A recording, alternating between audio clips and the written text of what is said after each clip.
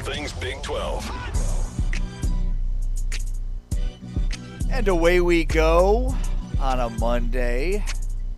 Happiness is a choice. Thank you for choosing us.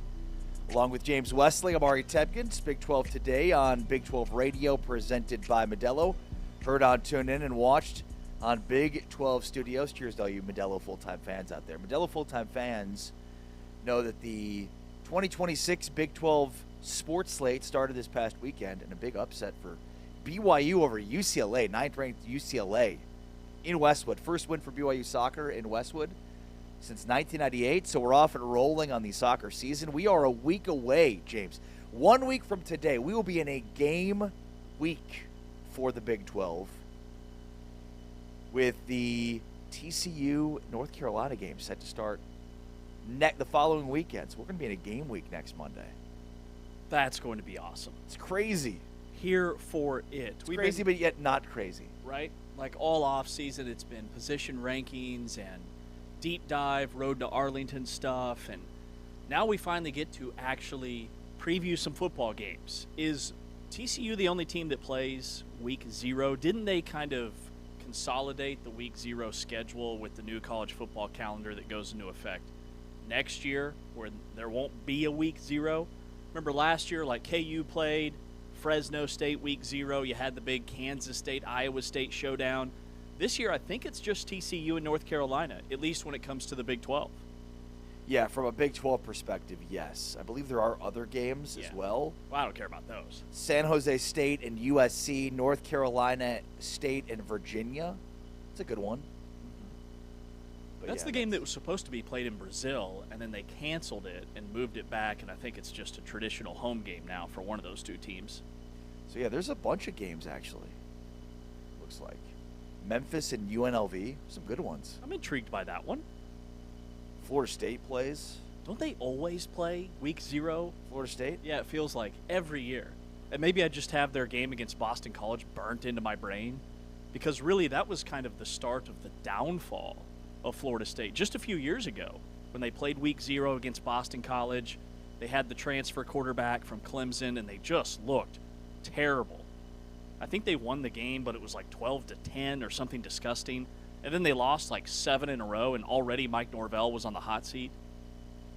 Can I ask you something? Yeah. What were to happen, and I'm glad that this is the last year of the week 0 charade, what would happen if we called it week 1? Everybody would be starting their season week 2. We can't have that. Which, by the way, I just didn't know if cats would start walking dogs, if there'd be mass chaos. I was just curious. Well, next year it won't be a thing. Right. Because Scott Draper told us that it will be called week 1. I just want to make sure if you have like 0 of something in your hands. I've got here I have a boatload of week 0s. Do you have anything in your hands or not? I don't think so. Yeah, I don't think so. Zeros don't exist. Zeros. Somebody told me that one time. It's a 0. Hey, if you're holding 0 cats over there, there's not a bunch of cats you're holding, right? No, I'm not holding any cats. And who doesn't love to hold a cat? We should constantly talk about the 0 amount of things that you're holding right now. So, also, the other, what are we going to call this thing, is what are we going to call athletes that use their 5th year of eligibility? Oh, yeah. This new eligibility ruling. This was a hot topic on an ESPN conference call, is what are we going to call this thing? There's been a lot of discussion around it. It seems like since COVID, it's been very difficult to classify athletes within their class. Yes. I remember like superstar athletes. I was confused about Ollie Gordon, the Oklahoma State running back, and then Deuce Vaughn at Kansas State was a true freshman during the COVID year. And so he apparently actually had an extra year left when he went to the NFL, but nobody knew about it. Feels like the only year that matters now is true freshman. Yeah, so everything else is just not true freshmen. Right. That's kind of where we're at. You've either been in college or you haven't. That's it.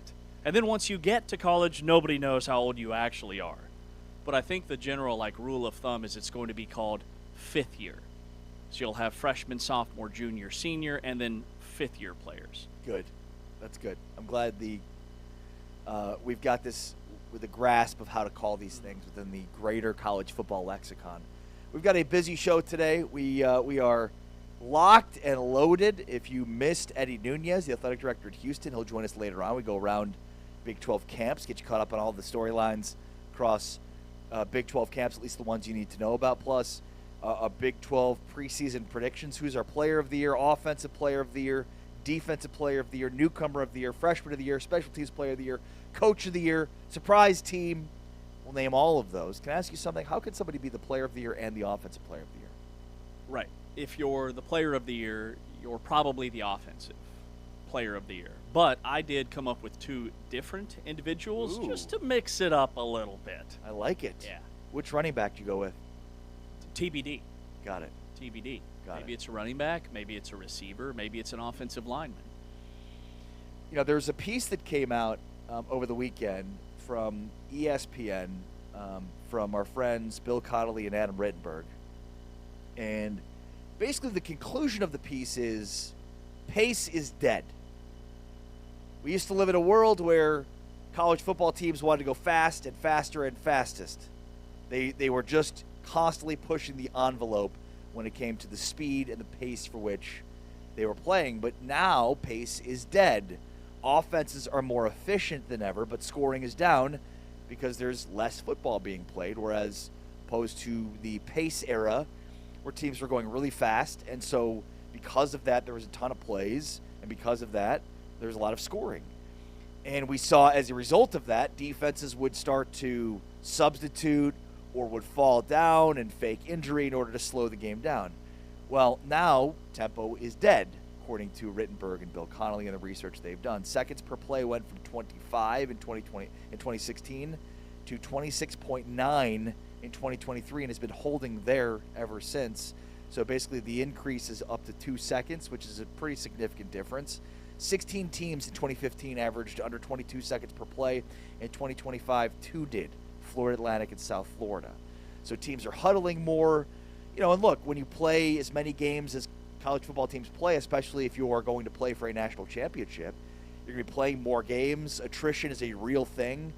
Depth, testing depth, right? Like, so the idea here is, you know, they used to play faster. It was an advantage against defenses. Now it's reached a point where it's not much of an advantage, especially with so many games being played. How do you feel about this idea of pace being dead? Yeah, so it doesn't bother me, number one, but I see the biggest reason for this are the rules that changed when it comes to the clock.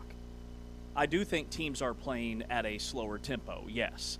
But also, there's not as many plays to be had in a college football game since college football adopted the NFL model like 2 or 3 years ago, where the clock doesn't stop after a first down, it continues rolling. Now you have the 2-minute timeout that I believe is going into year 3 of existence in college football. So that's factor number one. But then also factor two, I think this speaks to the evolution of the game, where teams are more relying on ball control. Running the football is a thing again, and it wasn't during the air raid era of college football. And even the teams that are still spread and air raid, like a South Florida and a Florida Atlantic and a North Texas / Oklahoma State now, these teams that are still air raid offenses do rely heavily on their ground game. They just do it in a different way. And then the other thing, like the heyday of the no huddle, for the most part, has been eliminated. If teams aren't huddling, they're still getting up on the ball at the line of scrimmage. They're going through progressions. And I think some of that has to do with the fact that defenses have caught up. They're better at disguising their coverages or their personnel. And when you get lined up as an offense, there's now a process that you have to work through. But off the heels of our Oklahoma State preview last week, when Eric Bailey told us about Oklahoma State's camp and how fast they're going, I thought, okay, maybe that's now a market inefficiency, where Oklahoma State's going to go so fast and be so up-tempo, maybe on steroids compared to what we're used to the last couple of years. Well, and the Big 12 has been really the breeding ground for new tendencies, we'll call them, in college football. You know, it's as if it's a conference out of necessity that has invented many concepts that have caught on in college football at large. I think the latest, of course, is the rush 3, drop 8 that we saw from John Haycock on the defensive side of the football. But pace, And playing with a certain pace, an up-tempo pace, is something that we saw, obviously, Mike Leach do very famously, and Dana Holgerson, and Mike Gundy, and down the line, this has been something that has been common within the Big 12, almost as a marketed efficiency. And so teams within the Big 12 are very used to it. It gives the Big 12 an advantage to a degree against teams outside the Big 12 because the Big 10 and the SEC there are not many teams running this, so they're not practicing against a team with pace. What I will say, and we've seen this in the NFL, we think of pace as being one term, which means fast, up-tempo pace. Pace has sort of come in football to mean that, whereas pace is really, it doesn't mean fast or slow. And I think what gives you a real advantage is the ability to do both. The ability to play slow, the ability to speed it up and play fast, right? The ability to alter your pace is a huge advantage that you could have, especially against teams that aren't used to seeing it. But I think you at times need to be able to slow down, especially to protect your defense. The faster you go, the more you're putting your defense in a bind. So I think there's going to be times, Oklahoma State in particular, because we talked a ton about Eric Morris, the pace that Oklahoma State's going to play with, where they're going to need to slow it down. It sort of is, what does the game dictate? What does the strategy dictate? Those are all going to be part of it. It'll be really interesting to see kind of how this plays out because in the NFL, we see this. Teams will play faster. They will go no huddle, but then they will slow it down. Most teams play in the NFL with a slow, normal pace. They're going to huddle up. They're going to get the line of scrimmage, but there are times where teams outside of the 2-minute drill will play at a faster pace. I think that's the real differentiator. Yeah, and in the NFL, it feels like to me, and I don't have any statistical support to back this up at the moment, but in the NFL, to your point, it does feel like teams are playing slower until they hit that 2-minute timeout right before the half. And then same kind of trajectory in the second half until you hit the fourth quarter. Like, the fourth quarter in the NFL is just wheels off. Teams are more aggressive. They're throwing the football more. There's more tempo. And it's like they've built to that crescendo through the first 3 quarters, trying to identify the weak spots in the defense. And then it always feels like, to me, both teams start scoring a ton in the fourth quarter. The other thing with, like, college, and I think you're spot on with how teams have to adapt and be able to do both. At UCF, they're a prime example of that because when Scott Frost was there the first time in 2016 and 2017, they were snapping the ball at a record pace. This past year, they were more of a huddle-first offense. They were middle of the pack in the Big 12 in terms of tempo. And then you saw the other side of it where in that air raid era of Mike Leach and Oklahoma State with Brandon Weeden at quarterback, and they were tempo. At Kansas State and Iowa State, with Bill Snyder at K-State, they would go as slow as humanly possible and burn the entire play clock, almost to a fault. And then Matt Campbell did the same thing at Iowa State, where they really started winning games playing a very decisive, slow-tempoed style that nobody else was doing, that was ahead of the curve. And now I think in the Big 12, you're seeing more tight end packages. You're seeing more, I think, creativity with how you run the football that is starting to catch on nationwide. Yeah, football schematically is such a cat and mouse game. And it's like, as soon as you do something one way, programs adjust and do the opposite. Instead of throwing more firepower at that firepower, they're going to do the complete opposite. Look, across college football, the rationale is completely sound. Like, if you're the better team with more talent, then you want to play that game more quote-unquote straight up. If you have the hosses up front to block and you can run the football effectively and you want to control the clock, right? Like, tempo and slowing the pace down is really important. If you want more variance, if you're, let's just say, Oklahoma State going up against an Oregon team, maybe you want to play a little bit faster to create a little bit more variance to try to give yourself extra possessions and extra opportunities to score, because you're going to need all of those you can get so that you don't get blown out like you did last year. And I think with tempo teams, the advantages to tempo is, number one, the defense is usually out of alignment. Yeah. Number two, they're just gassed. If you're in better shape than your opponent, it's a tremendous advantage. But if you're not, that's where it can really hurt you. And the other aspect of this tempo piece that I found fascinating and that I think fans will be excited about, more teams are going for it now on fourth down than ever before. This past season, college football broke a previous 2015 record for fourth down attempts, fourth down conversion rate, which leads to longer drives. If you're picking up 3 or 4 yards on first, second, and third down, you're in fourth and short, regardless of where you're at on the field. And I've seen teams go for it on fourth down inside their own 40 because the analytics told them to do so. Teams converted at 54.9% of their fourth downs last year. The previous record was 53.8% back in 2015. So that's another aspect that's really exciting. And you know who's at the top of the list in the Big 12? You want to take a stab at it?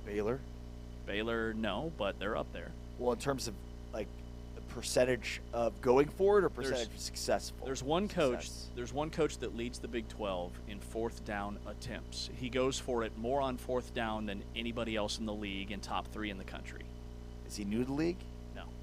It's not? Dave Aranda. Who is it? Kenny Dillingham. Oh, good call. Yeah. Arizona State. Super aggressive.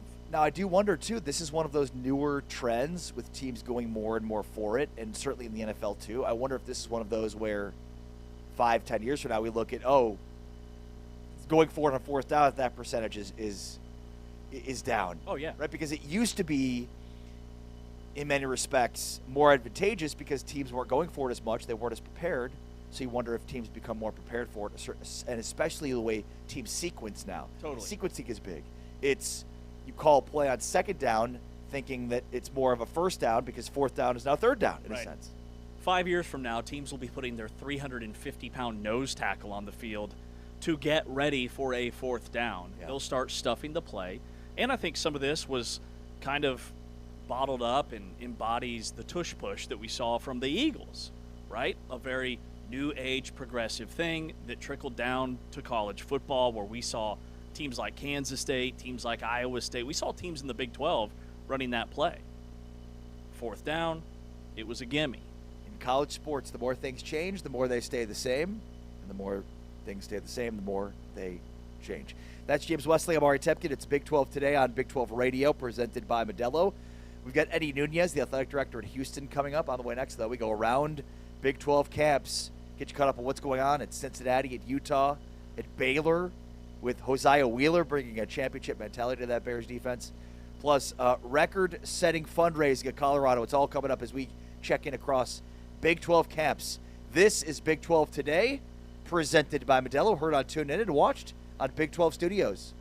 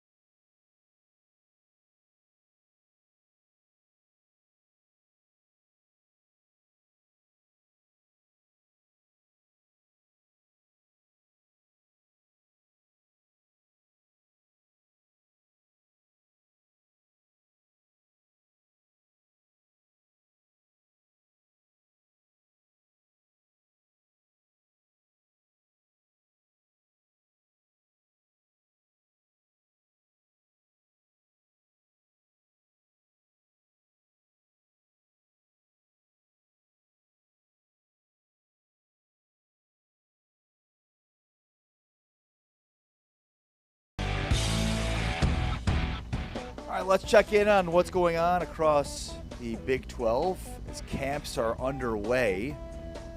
So throughout the week, we'll check in on various camps, give you updates on what's happening there, big storylines to follow. We've got our Countdown to Kickoff series centered on Arizona today, so we will be talking lots of Arizona Wildcats football later on in the show. But around Big 12 camps, let's start with Cincinnati. Maybe we can get like a football music bed here too. That'd be kind of cool.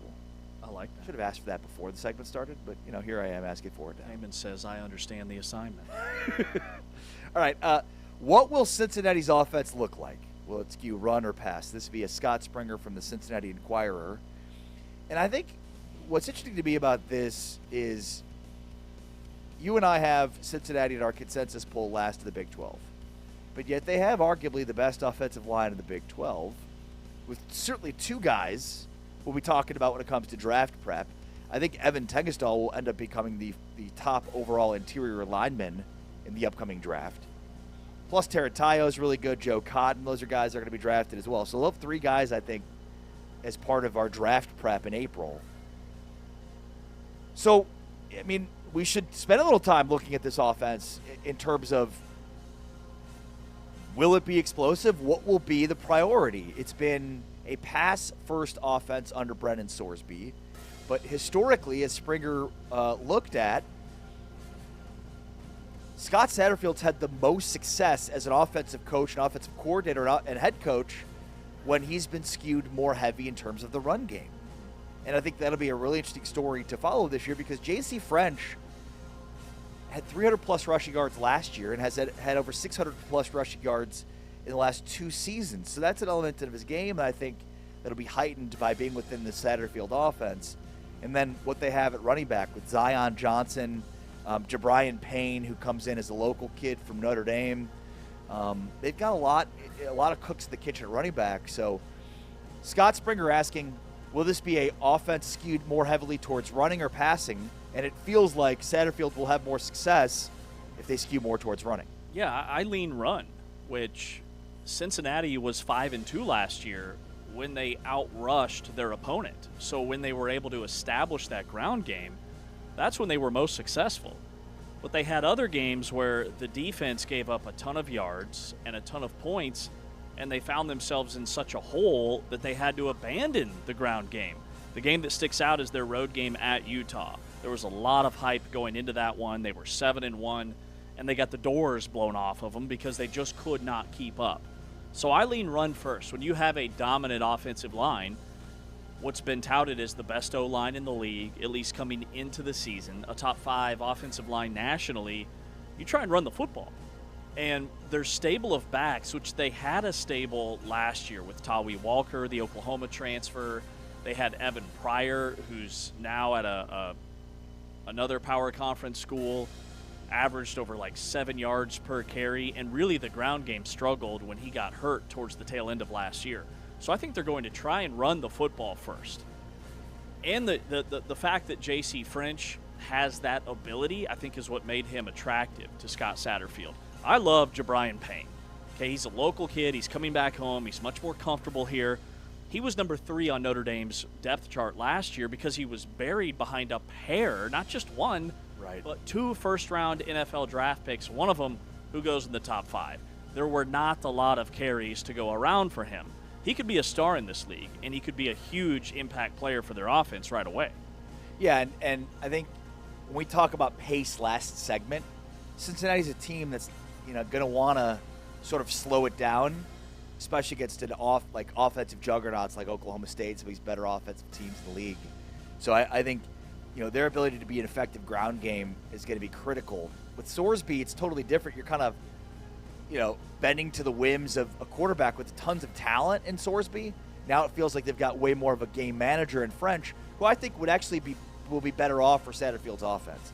I think somebody's got to finish 16th, but I feel like it might not be Cincinnati. Yeah, I've started to kind of feel the same way. And with the other transfer at running back, Zylan Perry from Louisiana. Yeah, he Cole was a guy. Tab from Stanford. They've got a bunch of guys. The guys that they brought in collectively last season outrushed the guys that were on Cincinnati's roster by a landslide. It wasn't even close.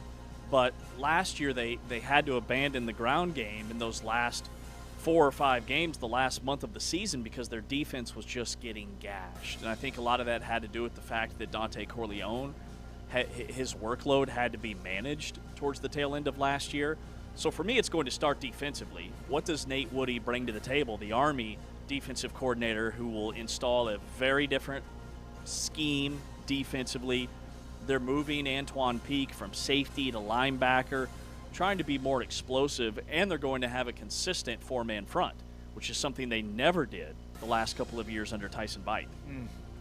All right, around Big 12 camps, let's talk about Devin Dampier's quote-unquote new role. So if you remember last week, we talked about how during a scrimmage at fall camp, Devin Dampier ran an audible that was a successful play that Kevin McGivens and the quarterback's coach Gunderson kind of looked at each other like, did you install that? No, did you? Well, as it turns out, and good job by our friend Mitch Harper from KSL Sports for finding, excuse me, from Utah, whoever covers Utah for KSL Sports. I'll have that in a second. I beg your pardon. But basically, what he got was that Devin Dampier took a group of receivers to Arizona to practice, and that there's a chance that that's where this audible was sort of begun. And we find out now, too, from this piece that Dampier is calling out protections. He's setting protections. He's doing a lot more at the line of scrimmage that he wasn't even doing in spring ball, that they've now given him much more authority in fall. So when you think about so much of what we talked about with Utah for this offseason has been about, man, their line, replacing all of those guys is going to be really tough. I would say, the quarterback playing kind of a crucial role to redirect protections at the line of scrimmage when he identifies a certain pressure. Utah empowering him with that authority will help in some ways, I think, to offset the inexperience you have at those positions. Yeah, and I like the new offensive coordinator that they brought in from Utah State. I love that he brings his number 1 wide receiver with him to pair with Dampier. And I think from this piece, the line that stands out, Dampier already creates offense when structure breaks down. That's his natural built-in talent. The next step is preventing those unnecessary breakdowns before the snap, which is where he's really shined. I expect a monster year for Devin Dampier. I know that they've got 5 new offensive linemen. They have 10 guys that offensive line coach Jordan Gross, the former Panther, believes that any of the 10 could start. I mean, it is an open competition, and I think in this case that's a good thing because it shows the depth that they have on the offensive line. But Dampier, you think about Devin Dampier in his time at New Mexico, it was just him out there playing backyard football. Last year I thought there was a balance of some backyard football and then him making some really good decisions. This year it's going to lean more towards decision-making, towards checking to other plays at the line of scrimmage, all the things we're seeing in camp, which for him could mean a huge season statistically. Right, and also remember, we talked last week about the fact that Utah is really trying to take some of the pressure off of Devin Dampier to have to be, produce and provide the bulk of the rushing production, which could mean, a 1,200-plus yard season for Wayshawn Parker. So I think, the way that they really want this thing to go is that Parker is their lead back, obviously, and that Dampier sort of serves more as a field general, getting everybody in the right spots, organizing, being a leader, way more so than he's been previously, and I'm buying it. Me too. I mean, we started to see that towards the tail end of last year because Utah's offense, their last month of the season, the defense wasn't quite as strong. In fact, they finished in the bottom third in rushing defense. But the offense, they were scoring a ton of points, putting up ridiculous numbers against Kansas State, against Cincinnati, in the bowl game against Nebraska. And I don't find that a coincidence. I do think that had a lot to do with the development of Devin Dampier within that offense. All right, as we move around, Big 12 training camps, fall camps going on across the conference. Let's move on to the next topic. So we've hit on Cincinnati, we've hit on Utah. How about Hosea Wheeler bringing a championship mentality to Baylor's defense? So last week we learned that a Hosea Wheeler would be ruled eligible by McLennan county judge. And when you look at Baylor's defensive line as a whole, it is shaping up to be very good. One of the quotes that Hosea Wheeler had in this piece from Sikkim365.com is, quote, "I help a lot of the guys out, the young guys with their hands, their footwork. Usually I can call out plays and help out the dudes. We do this thing called birds and rabbits, where if we know it's a pass, we can get off.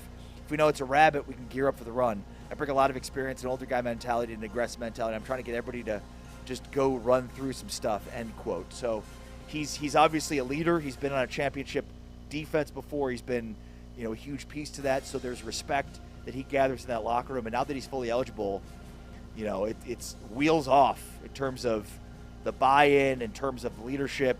And with Joe Klanderman, man, I'm really buying that this Baylor defense can be something, a force to be reckoned with. I mean, they got this kid from a national championship team where he was a starter. He played over 400 snaps and had really impressive production. The 4 TFLs, the 11 quarterback pressures, and he's just a huge dude. I mean, he is a massive human, 6'3", 306 pounds. And the thing that's so exciting to me is at Kansas State, Joe Klanderman never had defensive tackles built like this. Kansas State's defensive tackle position, they were always guys that were solid, but they didn't have any all-league guys. They had some tremendous edge rushers and linebackers and safeties, but when you put a 306-pound, very productive space eater right over the nose of the football, it really allows Joe Klanderman, the defensive coordinator who comes over from Kansas State, to be super creative. So this is a huge get for Baylor, and I'm starting to believe that Baylor is a team that has the pieces, if it all comes together, to be much improved from what they were last year.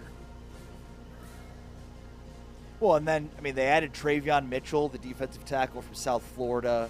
They already had Devontae Tizino, a fifth-year senior, who's back healthy. Ja'Cory Greer, the defensive line coach, has talked a ton about, how good this defensive line can be. And look, I think a big reason why I thought that Baylor was going to be very good last year was based on this defensive line, but it feels like there's a lot more, and there's a reason for a lot more optimism this year, especially, again, with a new defensive coordinator. And they worked through some injury issues at that position last year. Jackie Marshall missed a game that really hurt them early in the season, and then even when they were healthy, we saw week 1 when they opened the season against Auburn that was going to be a problem. They just did not have the horses at the line of scrimmage to match up with that Auburn offensive line and quarterback run game. Remember, Jackson Arnold had his best game of the season week 1. Well, now that's no longer the case. Baylor defensively, they have some serious weight at the line of scrimmage that they haven't had in a really long time. All right, let's talk about Colorado and Fernando Lovo reporting $37.7 million in fundraising, which is a Colorado record. Lovo and CEO announced the Buff Club generated a record $37.7 million in donations and commitments for the 2025-2026 funding year. This is a 6.5% increase from last year. And the reality is the pool has to be refilled every year. So each program within the Big 12 should hopefully be expanding its donations year over year. Now, the bad news here is this is about average within the Big 12. When you look at what was raised over the 2025-2026 year, Oklahoma State was at the top at 78.1, Utah at 49.9, Kansas at 43.5, Texas Tech at 42.9. This is just the NCAA reported contributions amount. So, this number would put Colorado certainly in the top 10, but overall about league average, which is 34.5. Well, the AD that they hired, Fernando Lovo, is young. He's high energy. He reminds me a lot of Travis Goff at Kansas, and I love what he's doing. This is huge. This, I think, impacts the sports surrounding football, maybe even more so than the direct impact it'll have on Deion Sanders. I look at men's basketball and Tad Boyle, who's getting a very, very small piece of the Colorado pie right now because they just didn't have the resources. And it's why his point guard transferred to Texas. It's why his 2 NBA prospects, Sebastian Ronchik and the other kid, Job, both transferred out. Like Colorado was putting together a really nice roster for this upcoming season, but all these guys just got gutted in the portal because Colorado didn't have the resources. So hopefully this is a step in the right direction in terms of that. And it also magnifies to me just how far Colorado was behind when it comes to resources in the Big 12. Well, and I think also, like, Colorado does not have a naming right for their stadium. They do not have a jersey patch. These are all things that add additional revenue to the coffers. And remember, it's important for all these Big 12 schools to try to figure out revenue streams, as the Big 12 is looking up at the Big 10 of the SEC. So, on the one hand, good news. Each program within the Big 12 needs to be increasing their fundraising year over year. You need to see a record-setting increases every single year, record-setting numbers every year. The bad news, I guess, is, relative to the rest of the Big 12, this is just average to a bit above average, and they just need to keep it rolling, especially with Deion Sanders. All right, the last one is on the revolving door, quote-unquote, at safety at Arizona, and I figured let's just save this for our Countdown to Kickoff Arizona series, but basically, at this point in time, we've talked a ton about throughout the offseason about Arizona needing to replace their secondary that was so good last year. A big reason for their success was how good their secondary was. 4 guys drafted, including Trey Dan Stukes in the second round. And so how are they replacing those guys? Well, safeties coach Brett Arce says right now it's a revolving door, which to me doesn't sound great. We'll get into that coming up in our Countdown to Kickoff Arizona later on in the show. On the way next, though, we'll hear from Eddie Nunez, the athletic director for the University of Houston. This is Big 12 Today, presented by Modelo, heard on TuneIn and watched on Big 12 Studios.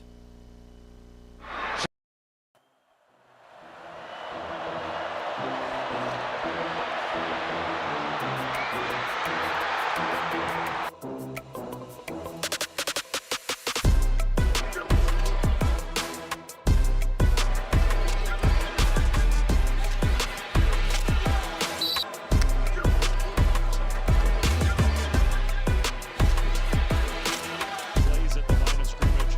Ball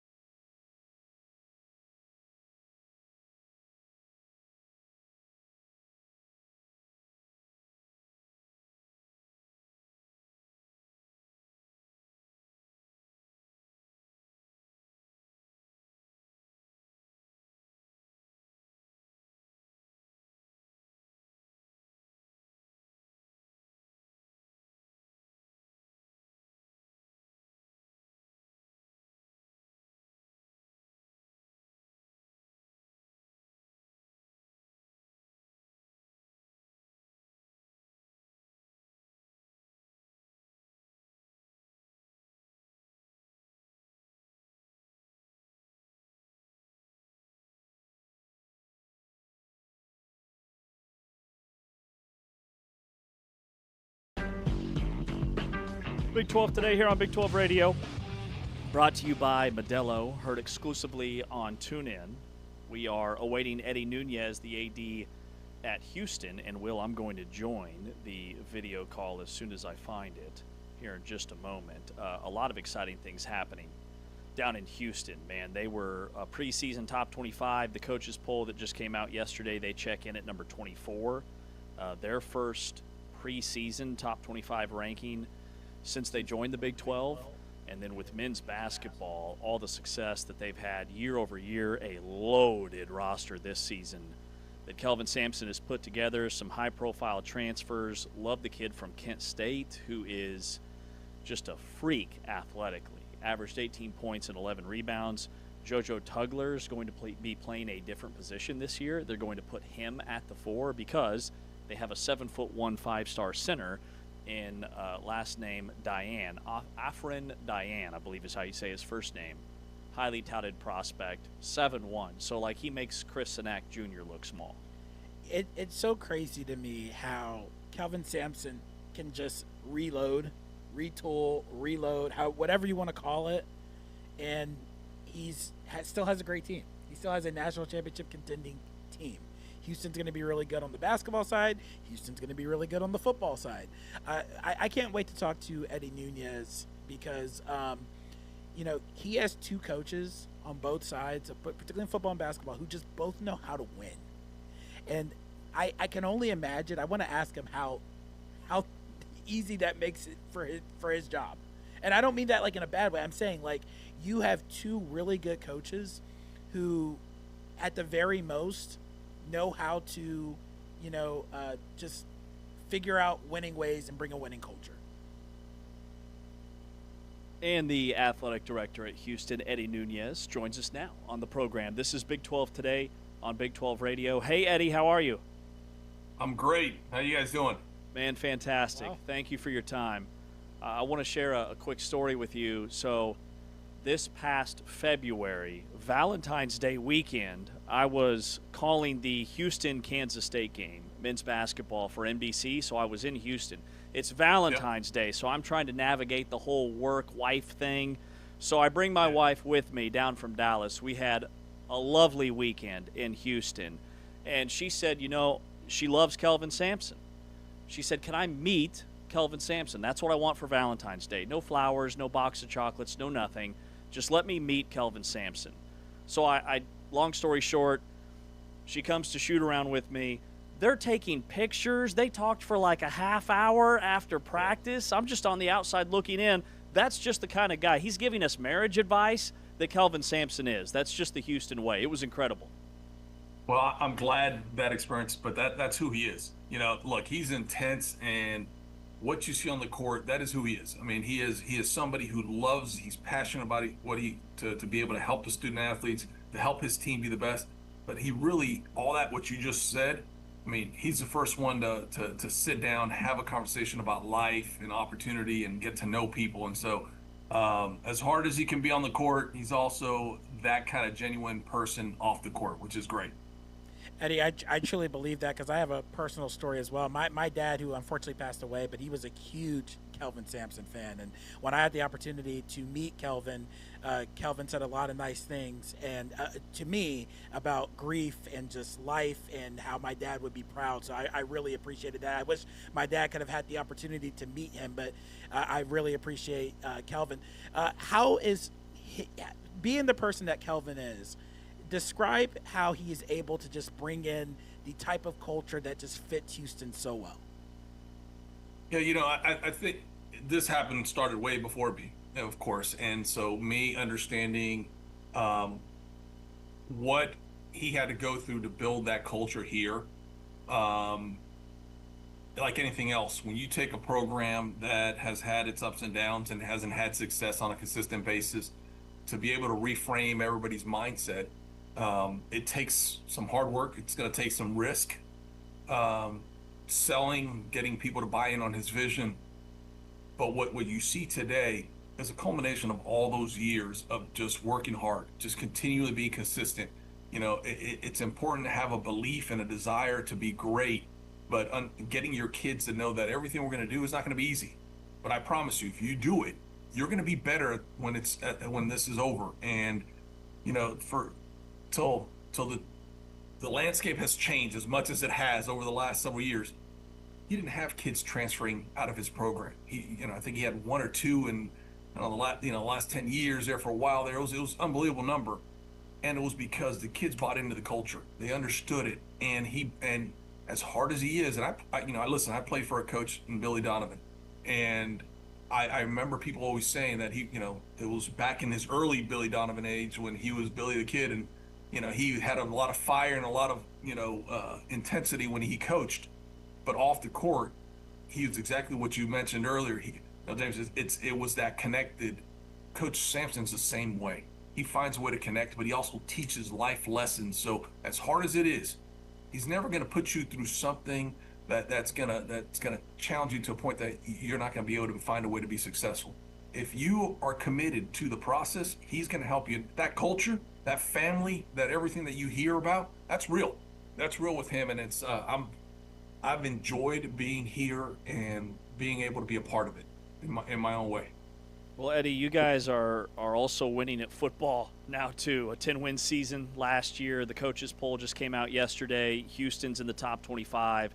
Like when you got the job, Houston was at the bottom of like all power conference schools in terms of budget. And there are programs nationwide that it's easy to identify are not very good at managing their budget. Houston is exceptional at it. So what goes into that? And essentially, how are you guys doing more with less? Yeah, first of all, you have to have coaches that believe and understand what we're trying to do. That we have challenges that pre-existed many of us. And we are to get us to where we want to be, because we all aspire to not just be competitive in the Big 12. We want to win championships. And so for us to be able to do that, we have to be able to have a plan, a process, in everything we do. I've got two. I start off with football, as you mentioned, Willie Fritz. I mean, you got a guy who's been at every level. Something as simple as, look, we don't need to be taking these kind of charter flights. Let's take this one. It's a huge saving. Let's reinvest this money back into the program, into nutrition, things that we were deficient financially at the time when he first got here. Now we've been able to put that emphasis, grow it properly, but invest into the NIL space, make sure that, look, if we're going to play, we got to be all in. And so maximizing your revenue, but also maximizing what resources you have between Coach Sampson, Coach Fritz, all our coaches. Look, even the newest ones that we just brought in, I've told them point blank, we can do a lot here. I don't want to be the little train that could or this or that. That's not who we are here. We think big. We're gonna approach everything the right way. We're gonna have the expectations, but at the end of the day, we are still building this department to be competitive on a competitive, sustained competitiveness. Every year in every sport. And so I'm fortunate. Like I said, I've got great coaches that get it. We have to do it differently, but we don't back down from anything. If we don't have the resources, we're going to figure it out. That's the way I am. I'm the person that's going to say, tell me what we need to do, how we need to do it. I'm going to go out there in the streets. If I've got to get in front of a business leader, if I've got to get in front of somebody, if I've got to manage our budget a little bit differently, we have to be creative. We can't just say no, because we've got to find ways. And at the end of the day, if we get to a point we've exhausted our resources, so be it. But we're going to do it right. Eddie, what are your thoughts on the Monster Energy deal and Brett Yormark's vision? First of all, I'll start off with Brett's vision. The commissioner has been very intentional about trying to do things that have never been done, maybe not just here at the Big 12, but in conference in general. Looking at it different, looking at the corporate side, finding ways to generate new revenue. The Monster deal is just one of those examples. Sure, I think people sometimes get confused with that in the same category as a jersey patch for each individual school. But what we're doing is we're branding the Big 12 with Monster, which is a company that's not just being aggressive in the space of athletics in general. I mean, you see them from everything from X Games to this to that. I mean, everywhere. Their brand is growing and growing fast. For us to be able to have that connection is important. we've got to find companies that are aggressive, companies that are innovative, companies that are wanting to do it. Yes, they have to do it the right way, and we believe that the Monster does. Sure, we could all sit here and say we want $3 more. Let's put it nicely. I'm not going to say millions or this or that. We all want more. Now, what does that mean? Well, let's grow our brand. Let's grow with the right partners, and hopefully this grows to become something that's even bigger in the future. So, but I think everybody needs to understand it's not ideal when you think about we all want more money, but the reality is our brand and our jersey patch is different than the Monster deal. So. Got it. Well said. Perfectly well said. I also wanted to follow up too. What are your thoughts on the Protect College Sports Act? That seems to be going through the hurdles through Congress. How do you think that deal, how do you think that act, if it gets passed, will affect Houston? Well, I think you've heard everybody say this. It's not perfect, but it's moving us in the right direction. And nothing in life is truly perfect. There's always, you strive for perfection, but the reality is you've got to be as good as you can get. And anything we put out there, there's going to be things that people find loopholes or find ways to be creative. We need structure. We need something that we all align, not just the group of five, the power, the P5. It is all conferences understand what we're doing and how we're doing it. So I think sometimes it gets convoluted where people think it's just the P4 that are trying to figure this out. It's really what we're trying to do for college athletics. And so there's things in there that we can all sit here and find the good, the bad, and the ugly with. I feel for us, having some understanding of what the next several years are going to look like, if we can get to a place where this now becomes a reality, an actual official reality for us, then it allows us to plan accordingly. What it's hard for us to do, and every school, not just us, we're trying to establish a system within our operations, budget-wise, everything else, to know that this is constantly changing and changing by the minute. Even if it's your rev share is going from this to this, or now all of this big pool, this cap goes from here to there, we have to plan. And if we're planning one way, and we've all restructured our organizations. Everyone in college athletics has had to do things way different than they were doing them before. But if we have to continue to change that almost on a weekly basis, because that's how it feels like, it's hard for us to be able to establish continuity. We are a part of a bigger picture, not just the industry of college athletics. We're part of the ecosystem of college academics, the university. And so understanding how all that plays into this, and having some structure will be the ultimate outcome here. But it's not perfect, but it is something we all have to support because it's going to give us a chance to get where we ultimately want to be. Yeah, definitely. Step in the right direction. Eddie Nunez, the Houston AD, is with us, played for Billy Donovan at Florida. I was obsessed with those Florida teams back in the day. By the way, I'm ordering like Florida shorts off East Bay, rocking those at the K-State Rec Center. Eddie, how many head coaches have you hired during your Houston tenure, and what are the characteristics and traits that you look for as you go through that process? Yeah, it's funny you said that. Yesterday we had our first head coaches meeting for the year. I only try to do a certain number of the year. I don't want to inundate our coaches. I looked around the room and there's 7 new coaches between the last year and today. So last year we hired 4, and then this spring, 3, and then this spring we hired 4. So 2 of them this year took opportunities that they came after them for. 2 we had to make a change for. So 7 total coaches. And when you ask what is the criteria, you're always going to look for coaches that have had success. Let's be honest. Look, you're not going to go after and find somebody who's the bottom of the barrel. You want somebody who can win and win at a high level. But for me, it starts first and foremost with, I want an individual that has high character, high integrity. And so before I even go down the path of calling coaches, I'm doing my due diligence, not probably just watching them in advance, but finding people that have connected with them at some point and can tell me who they are, what their true character is, what kind of integrity do they have. Because this job is really hard for all of us.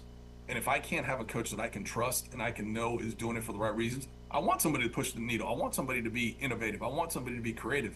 but I have to know that they're doing it for the right reasons and they're the right people. Take that, add it to the success that they're having with their particular sport, and then I throw one that I learned throughout my career that's important, but you have to understand the level of importance is fit. Every school is different. And I, when I was at New Mexico, one of the things that I understood was you had to understand New Mexico. You had to understand what that meant to be at a place like New Mexico. It's a great community, great culture, but you have to know what you're embarking upon. Same thing here. I want people to understand that they can fit in the state of Texas, the region, the magnitude of being in a city that has 4 million people, but also has every Fortune 500 company that you could ever imagine. How do you task that? How do you address it?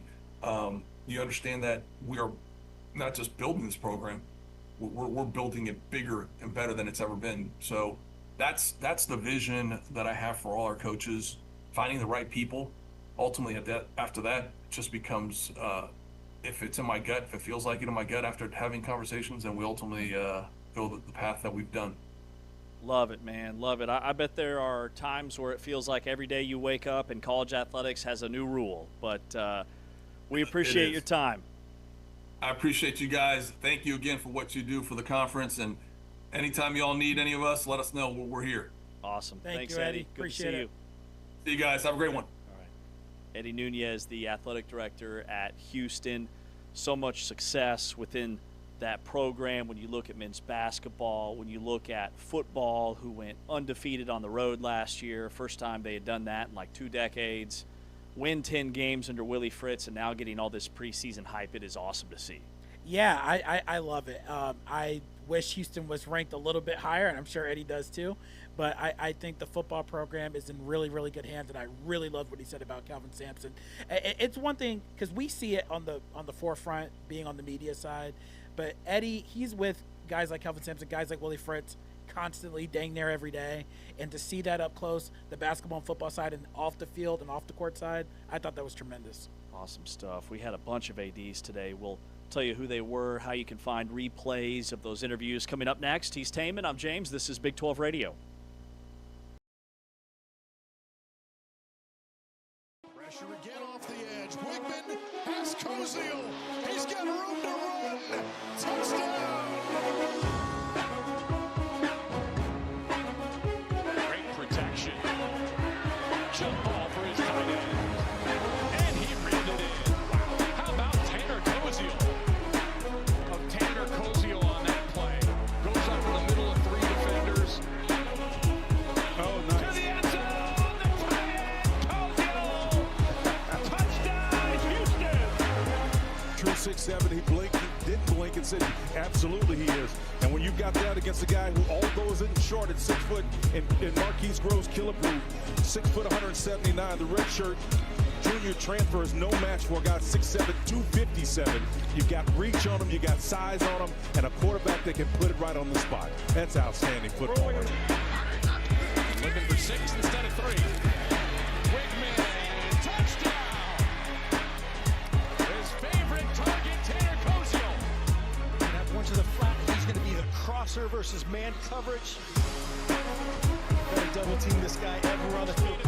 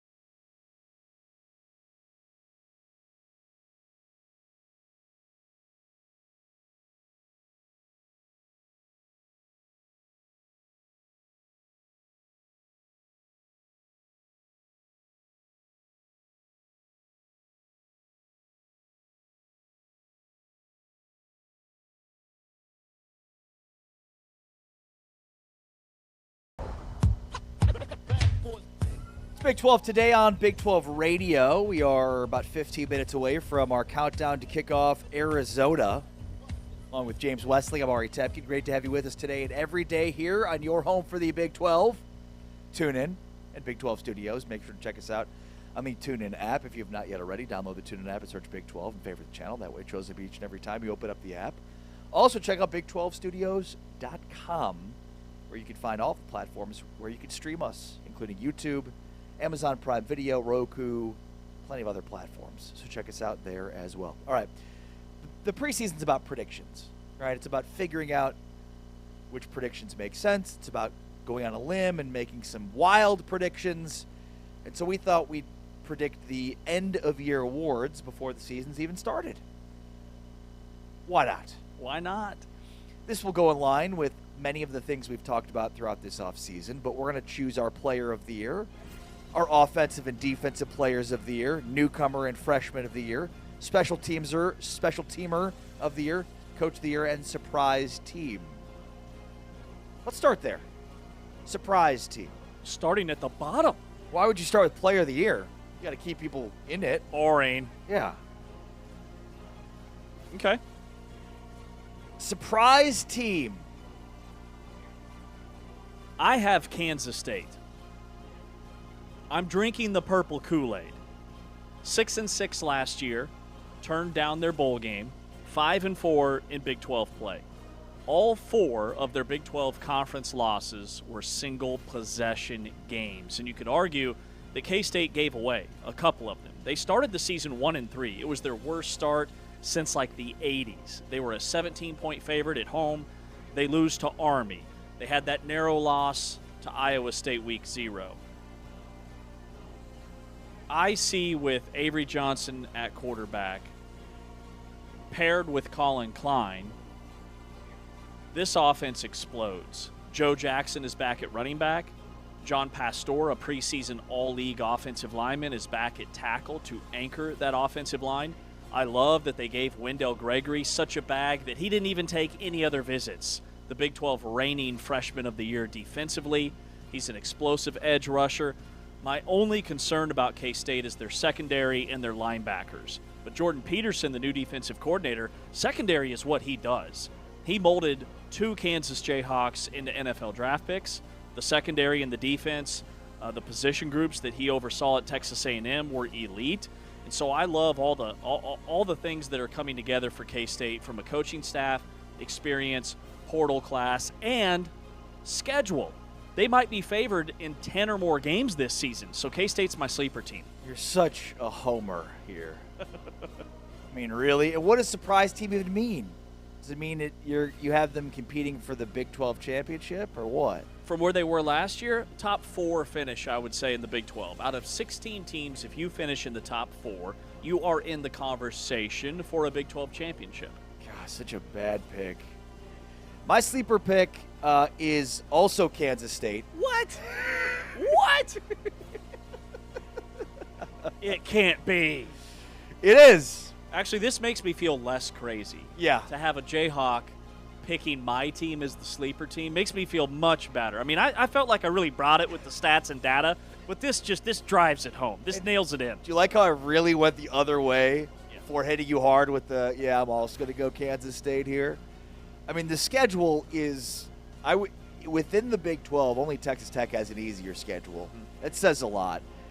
And then, I mean, I have a lot of confidence and faith in Colin Klein as head coach. In fact, you'll find out momentarily how much faith and confidence I have in Colin Klein. And look, we've been waiting for Avery Johnson to break out. This just feels like the perfect pairing of quarterback and coach in order to help him break out. So I'm with you. I think most have Kansas State picked anywhere between, let's say, 6th and 10th. And I think they're, without a doubt, a top 4 finisher in the Big 12. Surprise team is the Kansas State Wildcats, much to my chagrin. Well, I'm hoping your surprise team this year hits because we keep receipts here, Taman, on Big 12 Radio, and Ari's surprise team last year was Baylor, and 2 years ago it was West Virginia. I am writing these down. He's like, that's a deep cut. I'm writing these down so we can revisit it at the end of the year. I'll do you one worse. They weren't my surprise teams. They were my winners of the conference. Oof. Oof. All right, coach of the year. Colin Klein. If Kansas State has Homer. Such a homer pick. if Kansas State, if they do the things that we are predicting them to do, he's in the conversation. And these are preseason predictions. Let's go bold. 21-5 record as a starter, just his path. I think people see him as a relatively inexperienced head football coach. The guy's been coaching since the day he took off the cleats as a player, since 2014. He was a GA at Kansas State.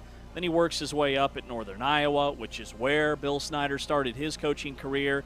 Then he comes back to K-State. They have their best season ever offensively, win a Big 12 championship. He leaves for Texas A&M, and now he's back home. It's Colin Klein to me. If K-State wins 10 or more games, I think he's your coach of the year. Such a homer pick here. It's disgusting, isn't it? My coach of the year is Colin Klein, the Kansas State football coach, just based on what you said and based on what we've been talking about here. I mean, the only ranked opponent they play is Houston. They miss Utah, BYU, and Texas Tech, arguably the three best teams in the Big 12.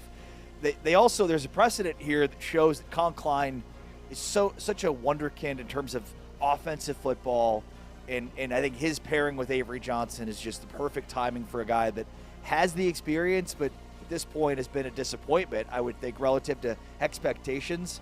So I see Coach of the Year is always, it's not going to be Kalani Sitake or Joey McGuire, despite how deserving they may end up being. It always goes to a team that surprises, that outperforms expectations. That's Kansas State to me. That's Colin Klein to me. Yeah, and the thing, I cannot wait for the panic that will set in 3 weeks into the season, because Kansas State will be very vanilla with their play calling, offensively and defensively, and they won't look great against Washington State and Tulane. In fact, I wouldn't be surprised if those are one-score games, because that's what Bill Snyder did. He didn't throw everything out there the early part of the season. Even Chris Kleiman lost some non-conference head-scratchers. Army, Arkansas State, Tulane, all losses were K-State. They were double-digit favorites in all three of those. So the non-conference, don't let panic set in until we get deeper into the season if things aren't going well. All right. Special teamer of the year. My special teamer is Aiden Flora, the return man at Iowa State. He had a game-winning punt return touchdown last year against TCU. He was recruited as a running back, but then he carved out his spot on special teams. He had over 400 combined kick and punt return yards. He is locked in as Iowa State's primary return man, and he was second-team All-Big 12 and the reigning Big 12 Special Teams Player of the Year when it comes to return men, so he's the guy for me.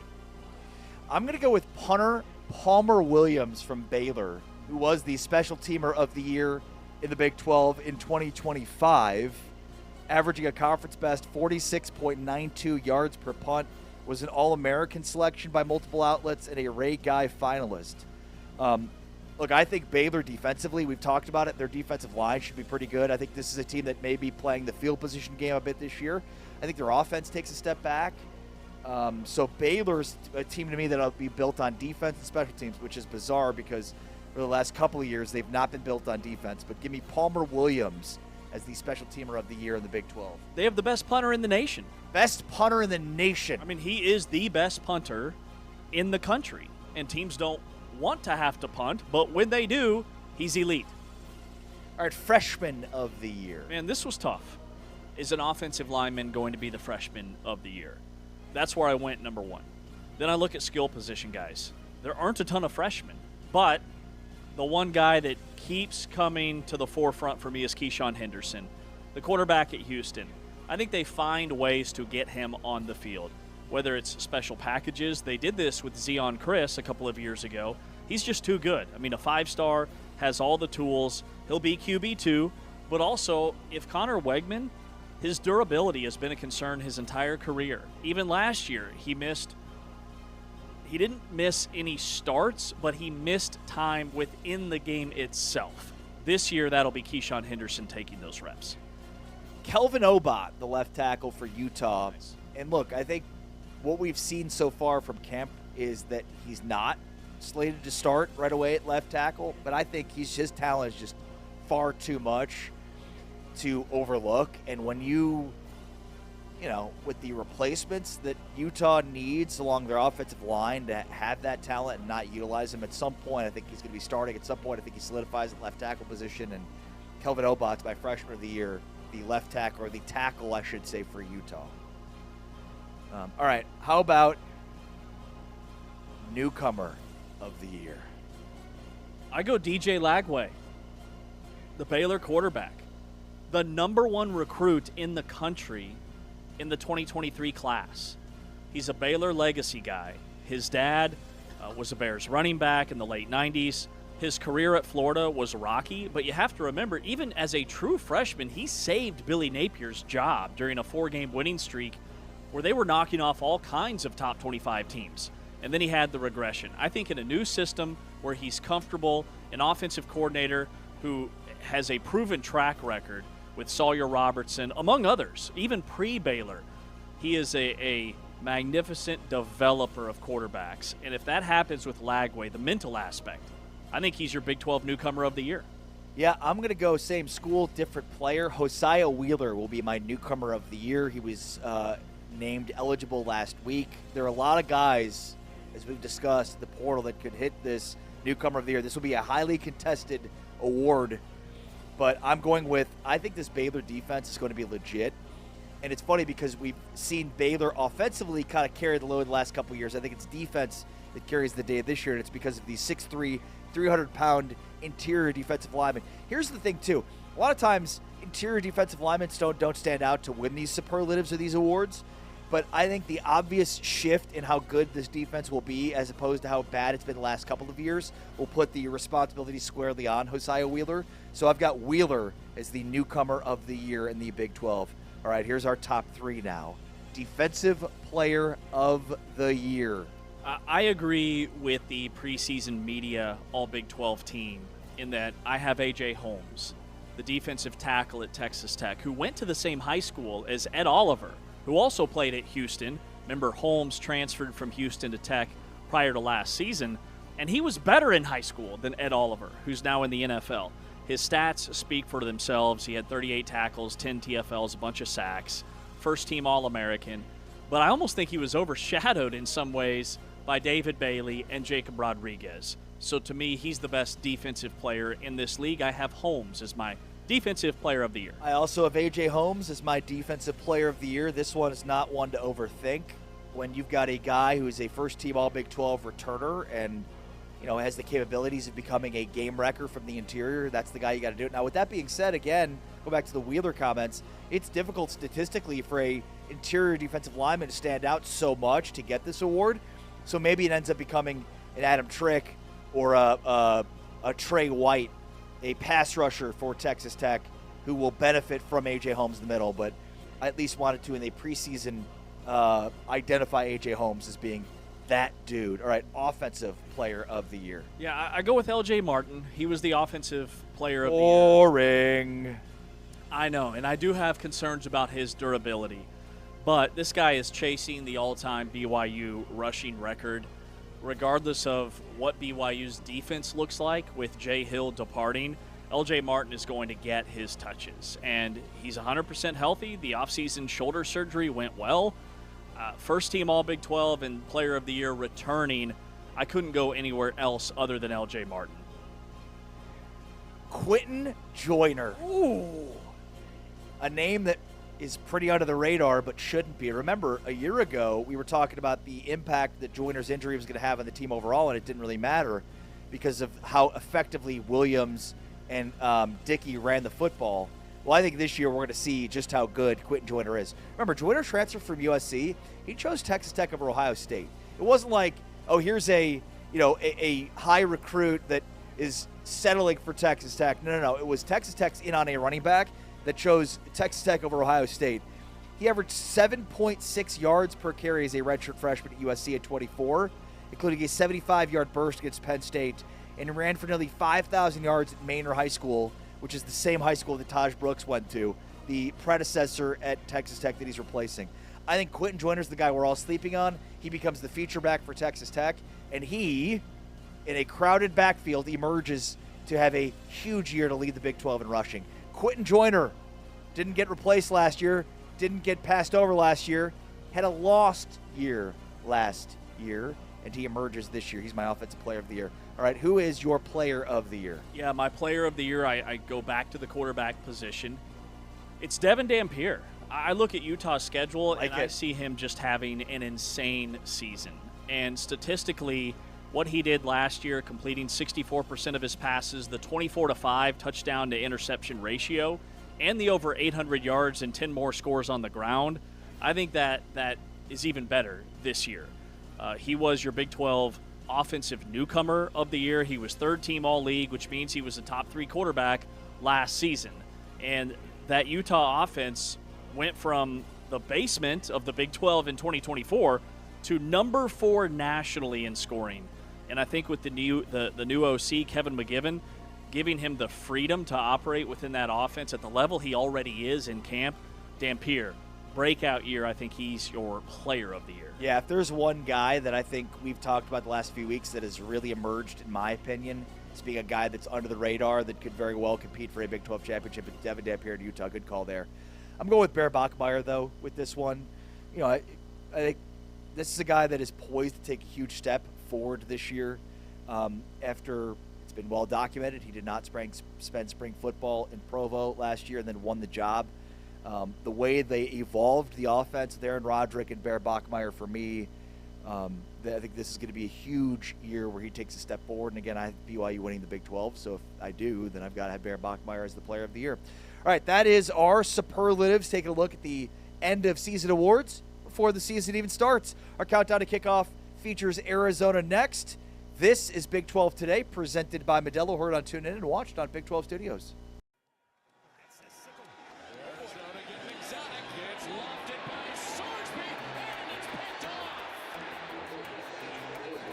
Johnson with the second takeaway for Arizona.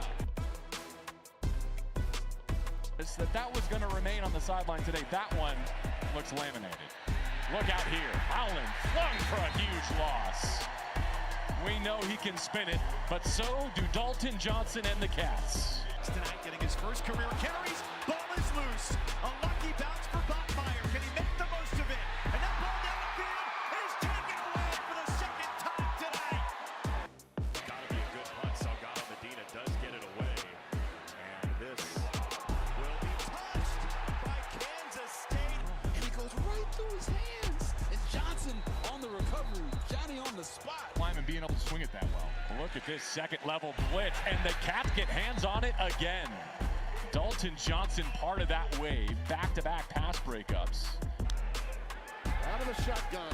Jailbreak pressure. It's picked off. And it will be a pick 6 for Dalton Johnson. Wow, they got him at the 5. That was great defensive work. Wow, I thought no way they're going to catch up. 3rd and 22. Couple guys drop out. Sorsby in trouble. Gets it away complete. And he's wrestled out of bounds. Manny Covey.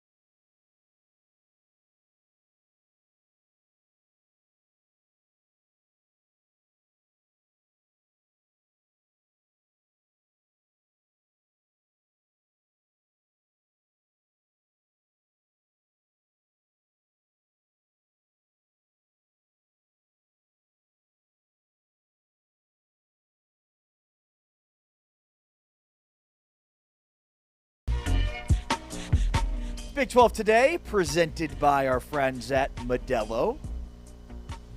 A week from now will be in game week, talking about TCU and North Carolina, if you can believe it. Countdown to Kickoff series continues, though, this week.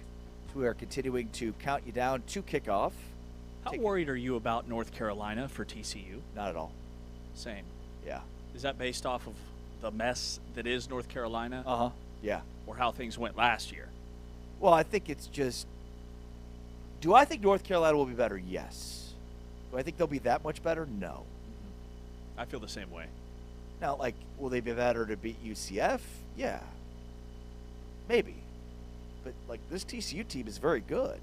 Now, we're going to sense how good they are in their first game of the season and how much different they are. But I actually was thinking about having Jeremy Payne as being my offensive player of the year this year. Now, I think that TCU is going to have a stable of running backs this year, so much in the same way that Texas Tech could. But, no, I'm not concerned. You? No, I feel the same way. For me, if TCU now maybe we'll wins, eat our words 2 Mondays from now. I mean, you have to remember they beat North Carolina by 4 touchdowns last year. This year, I don't think it's a single-score game. I think it's more in the 10 to 14 range, which I would be comfortable with if I'm a TCU fan. All right, on a Modelo Monday, our Countdown to Kickoff series continues with Arizona. We're talking Arizona football. We've been talking through each and every team, answering what we know, what we don't know, the major injuries, what has to happen to contend, camp battles, all that jazz. So let's now keep it with Arizona. What do we know about Arizona? Well, we know that they're locked in at quarterback with Noah Fafita. We know that offensively, this could be the best Arizona offense that we've seen during their time, nicely done, in the Big 12. They were very efficient, a top 25 offense. We know that they feasted on takeaways last year. They were the number 1 team in the country in turnover margin. That's tough to replicate. So what we know is that the defense that was elite last year is being replaced by a lot of fresh faces. But we know that Fafita is going to be an all-league caliber quarterback. Whether he wins that award or not remains to be seen, but you know he's just going to be rock solid. Yeah, I mean, what do we know? Noah Fafita, 34 straight starts. He's the college football's active leader in passing touchdowns with 73. And it's not just Fafita, it's the staff too. Danny Gonzalez is back. Seth Dagey is back, his offensive coordinator. The coaching staff is back. So there's a level of continuity that we haven't seen, at least Fafita has not seen since he's been at Arizona. We also know about last year's defense and that 4 were drafted from that secondary. And so we know that the defense is probably not going to have the same turnover luck that it had last year because those were some dudes they had in the back end of their defense that are gone now. What else do we know? We know that Arizona's getting some help here of late from the Colorado ruling. Yep. Ishmael Mahdi, the running back, is back. Now, who knows what kind of shape he's in because he wasn't expecting to play college football this year, so we'll see. And I think they'll be fine without him. The bigger piece is Max Harris, the linebacker. To me, he's a bigger impact type guy. I know Mahdi stands out because you remember him from last year. He was so good.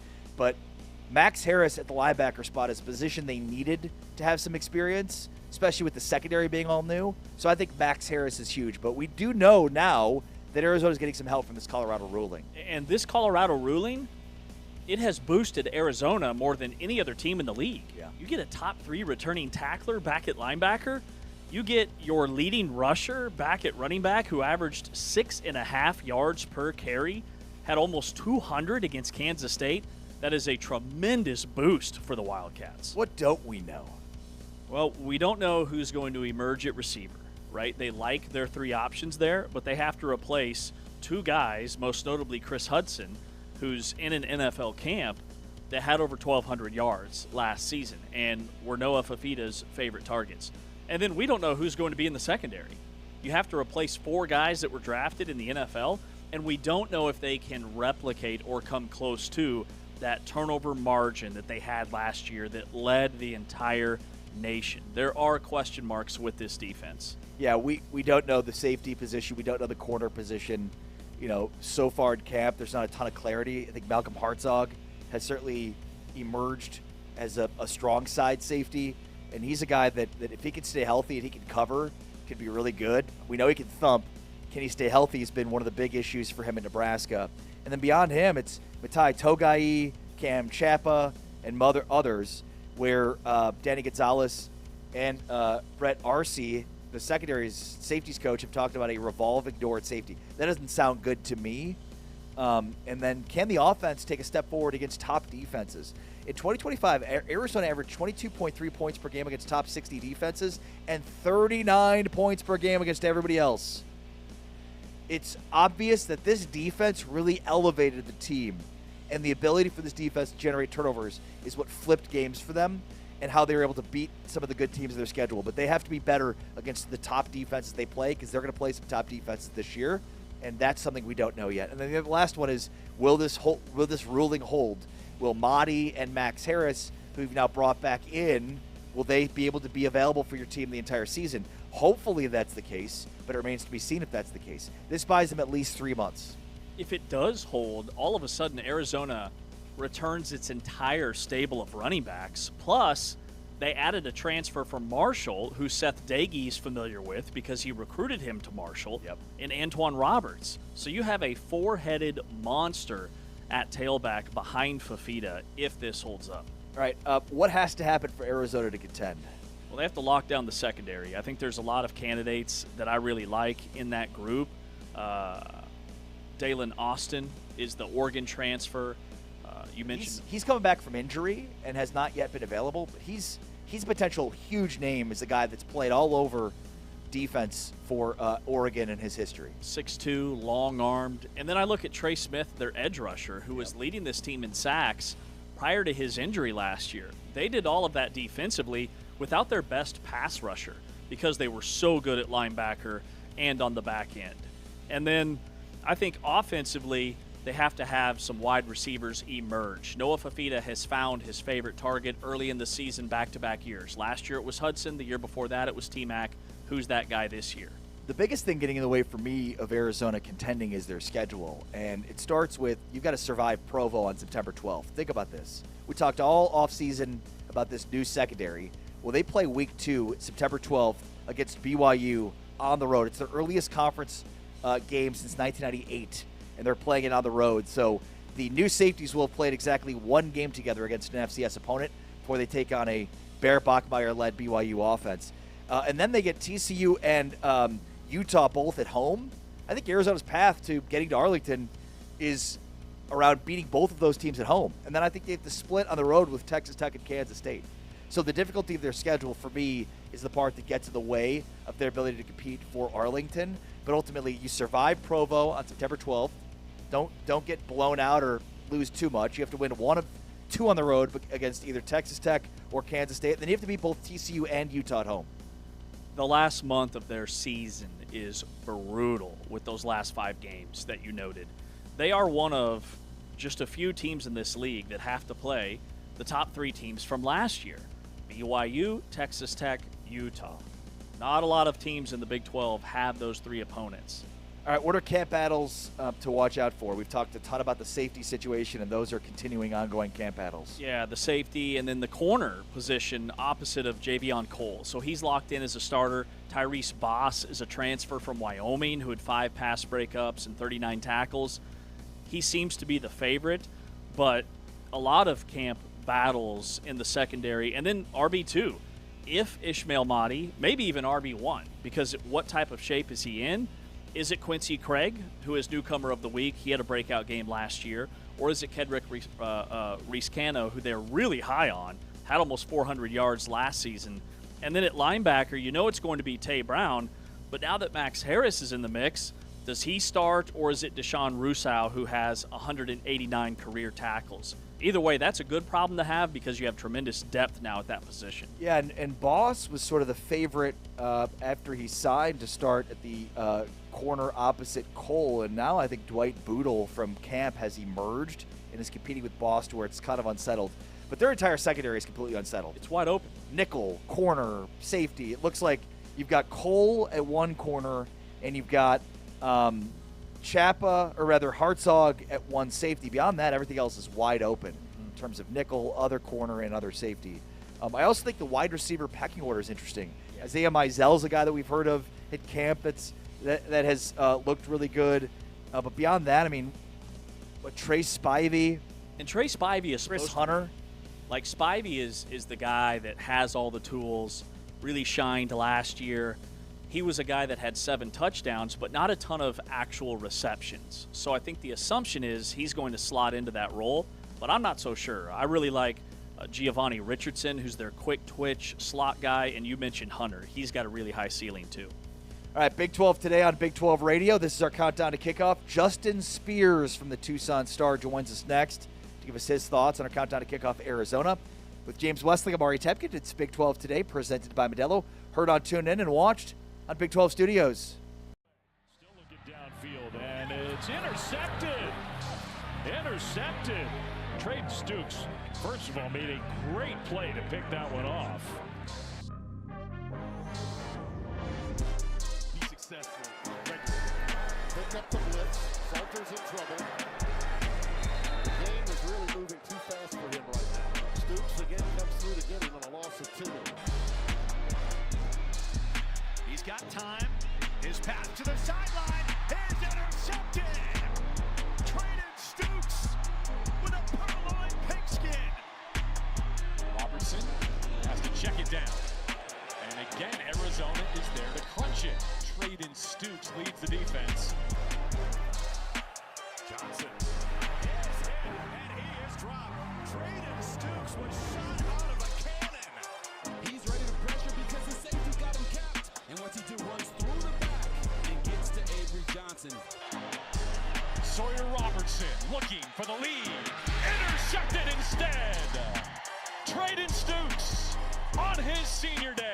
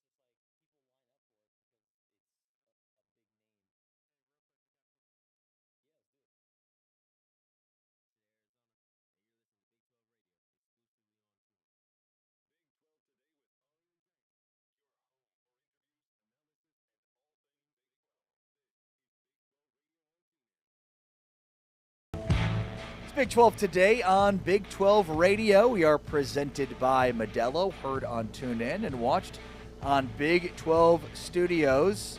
In our Countdown to Kickoff series, we're talking Arizona football, and nobody better to talk Arizona football with than Justin Spears from the Tucson Star, as well as ESPN Tucson. How are you, Justin? What's up, my guys? Good to see you. Yeah, you too, bud. Appreciate your time as always. Absolutely.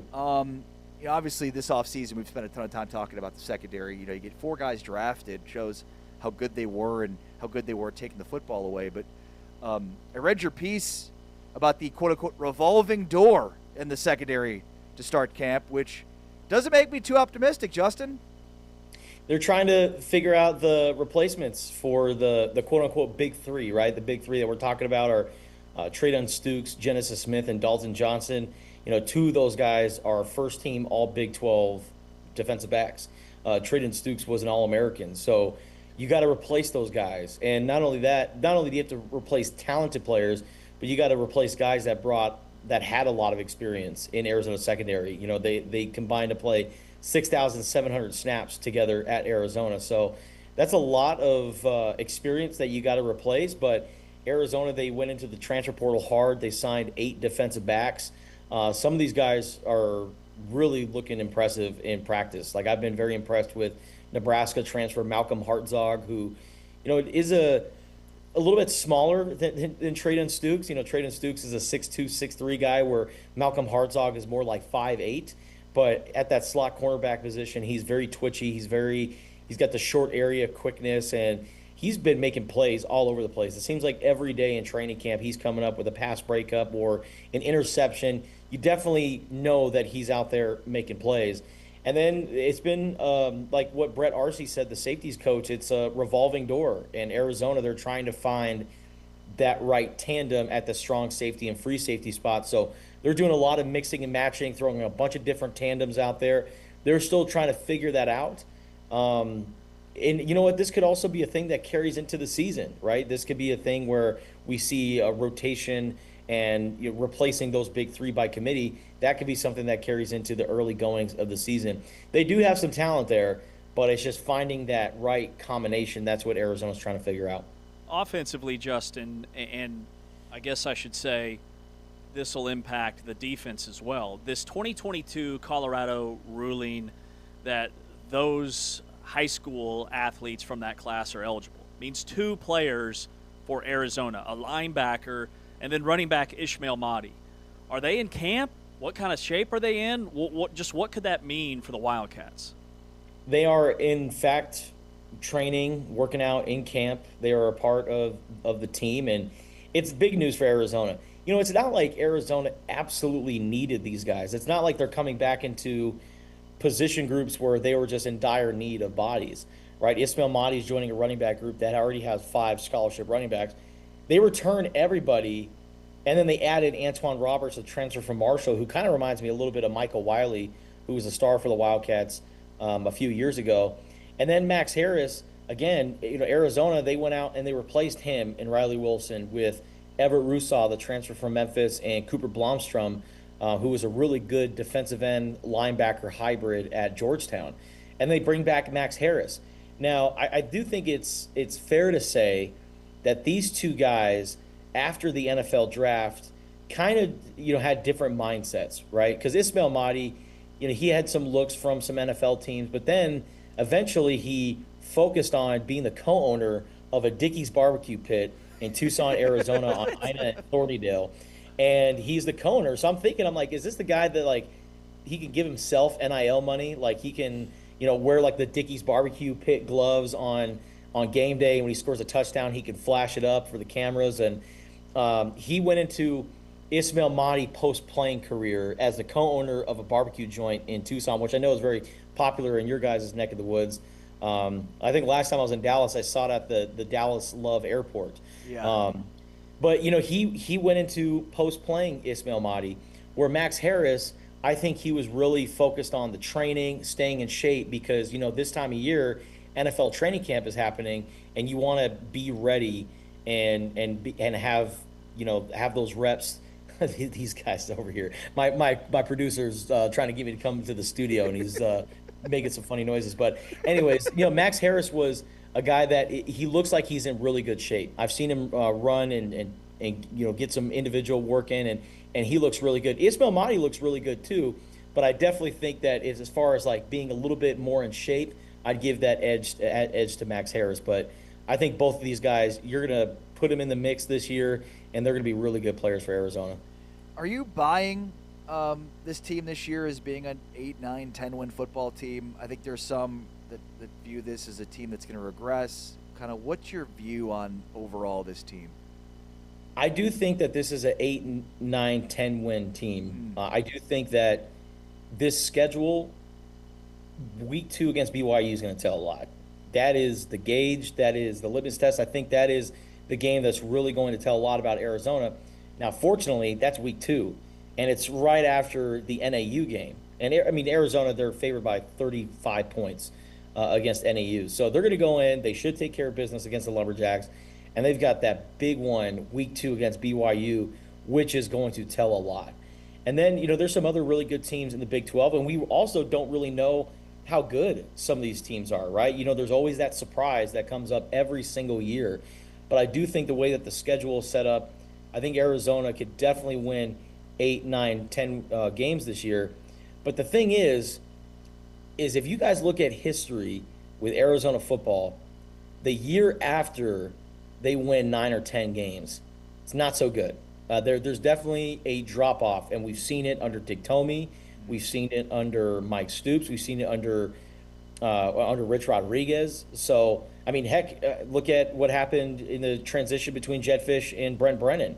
The Wildcats win 10 games in 2023, and then the year after that, they go 4-8. So history shows us that, maybe we should hold off and pump the brakes on hyping up Arizona. But based off of what I've seen in training camp, based off of what we saw last year, the guys that they have coming back, the talented transfer portal guys, even some of the freshmen this year, they're really starting to show up in training camp. I'm really high on this Arizona team. I do think that the offensive line health, that is the biggest X factor in this whole situation, because I do think that those guys up front, they have a really good combination. I think Matthew Lotto and Tristan Bounds at tackle, I think is a really good tackle tandem.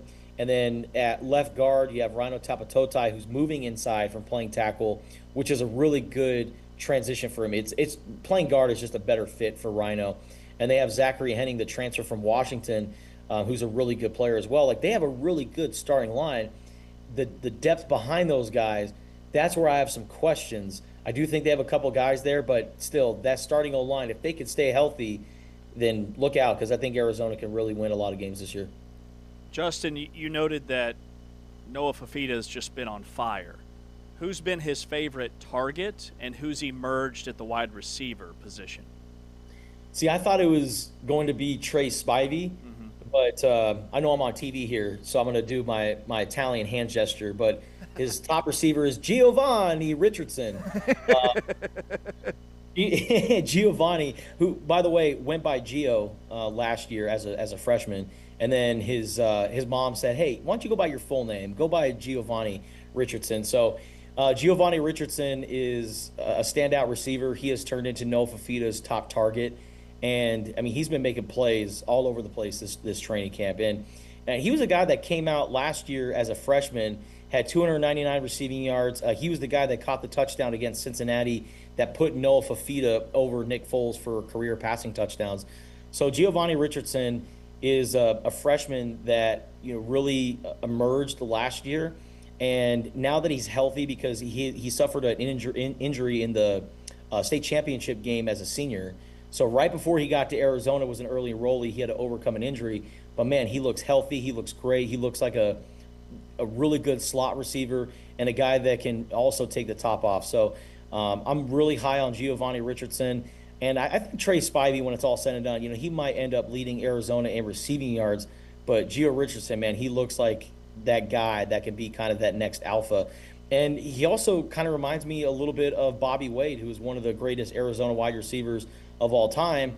And Bobby Wade is his coach. So I think that mentorship, I think, you're really going to start to see it in the next year. So look out for Giovanni Richardson, with Trey Spivey and Chris Hunter not too far behind. And then the guys behind them, it's pretty clear that those three are the starting trio for Arizona.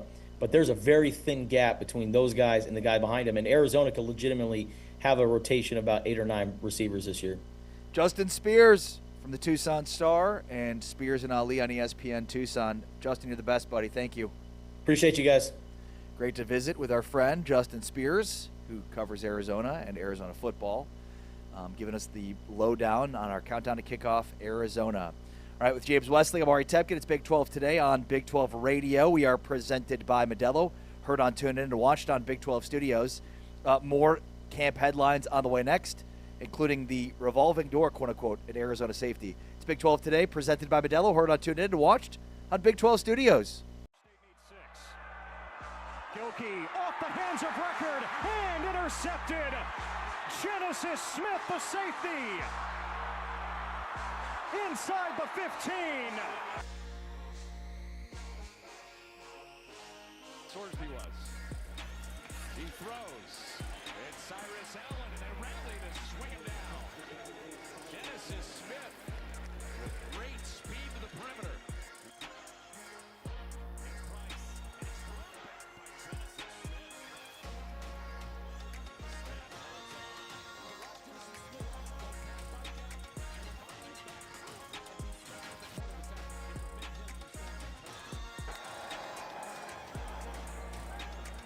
Nice catch. Up, it's on the ground, it's fumbled, picked up by Arizona, and going the other way inside the 5-yard line, Genesis Smith.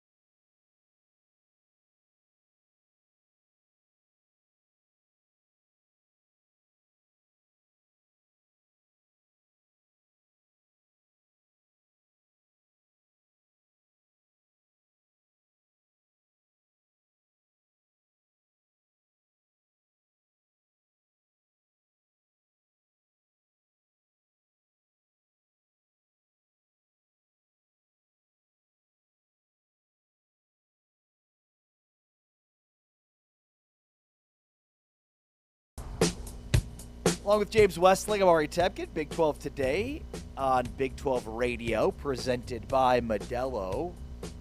And if you're locked into Big 12 Radio and you're a full-time fan, grab yourself a Modelo and check out our Monday Power Hours at 2 o'clock, or rather 1 o'clock Central, 2 o'clock Eastern Time. You can catch Brian Santiago, interview with Brian at Media Days, as well as Kirby Hokut and Gene Taylor. You can check out some of our athletic director interviews today at 1 o'clock Central, 2 o'clock Eastern Time.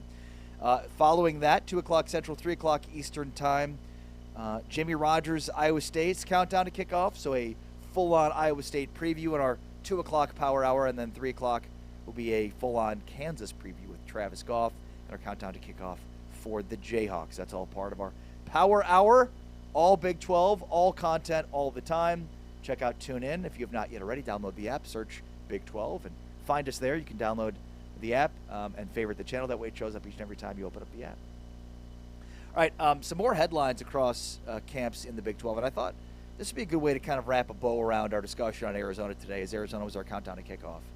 And Justin Spears, who we just had on, has a piece for the Tucson Star on the quote-unquote revolving door at safety that Arizona has. And you know, it's an interesting viewpoint, because when you hear revolving door as it pertains to a football position, that's normally not a good sign, right? Normally that means somebody hasn't solidified, which means you've got somebody else coming in, and then that person didn't solidify. So it is a revolving door that continues to revolve as you continue to have players move through it. Especially at quarterback. Quote, it's been a revolving door trying to mix and match guys, said safeties coach Brett Arce. When you're out there, you'll see different guys at different positions just try to figure out the camaraderie, that fit, and who's comfortable together and who makes plays when they're in there. End quote. I don't know what the answer is, but if I'm looking for hope on this defensive side, particularly where they were so good last year, this feels like the exact opposite of where they were coming into the season last year. Yeah, and on the surface, I totally get that. You never want to hear a coach use that terminology, revolving door. But I think a revolving door at some positions can be a good thing. Running back sticks out. When you have three capable running backs, you can have a revolving door. And here with Arizona, they brought in 8 guys that were super productive portal players that all play roughly the same position. They can all play corner. They can all play safety. Dalen Austin, the highly touted corner, where he played at Oregon, 6'2", 6'3", really rangy, very capable of sliding over and playing safety. Same thing for Malcolm Hartzog, who had the game-clinching interception for Nebraska Week 1 against Cincinnati. He can play safety. He can play corner. Then you factor in Cam Chapa, who was primarily a safety at Northern Arizona. But the thing, like when I watch Arizona defensively, it is hard to identify who's playing at what position. Their alignments are really unique. They fly all over the football field, and that's what makes it, I think, so challenging, where it's organized chaos. It's just finding the right guys who gel together within that group and can supply that, and the key word is organized. Well, chaos. here's my thing on this, because they talked a lot about, you know, the chemistry and feel of last year's team in the secondary in particular, and just the idea of, you know, those guys knew where each other was supposed to be. It was sort of a mix of scheme and understanding and just having an idea of, like, hey, I know this guy so well, like I know he's going to be over there and I'm going to be here. You're not going to duplicate that this year, right? Like there's just no way to supplement the years of experience that those guys had playing together. So do you take a new approach? Like, it feels in some ways like you're trying to fit a square peg into a round hole here, where, like, okay, yeah, the strength of this year's secondary is not going to be in the chemistry and in the relationship. I understand you're going to need to have communication that's going to be crucial for it, but, like, you're not starting at the same space you were last year.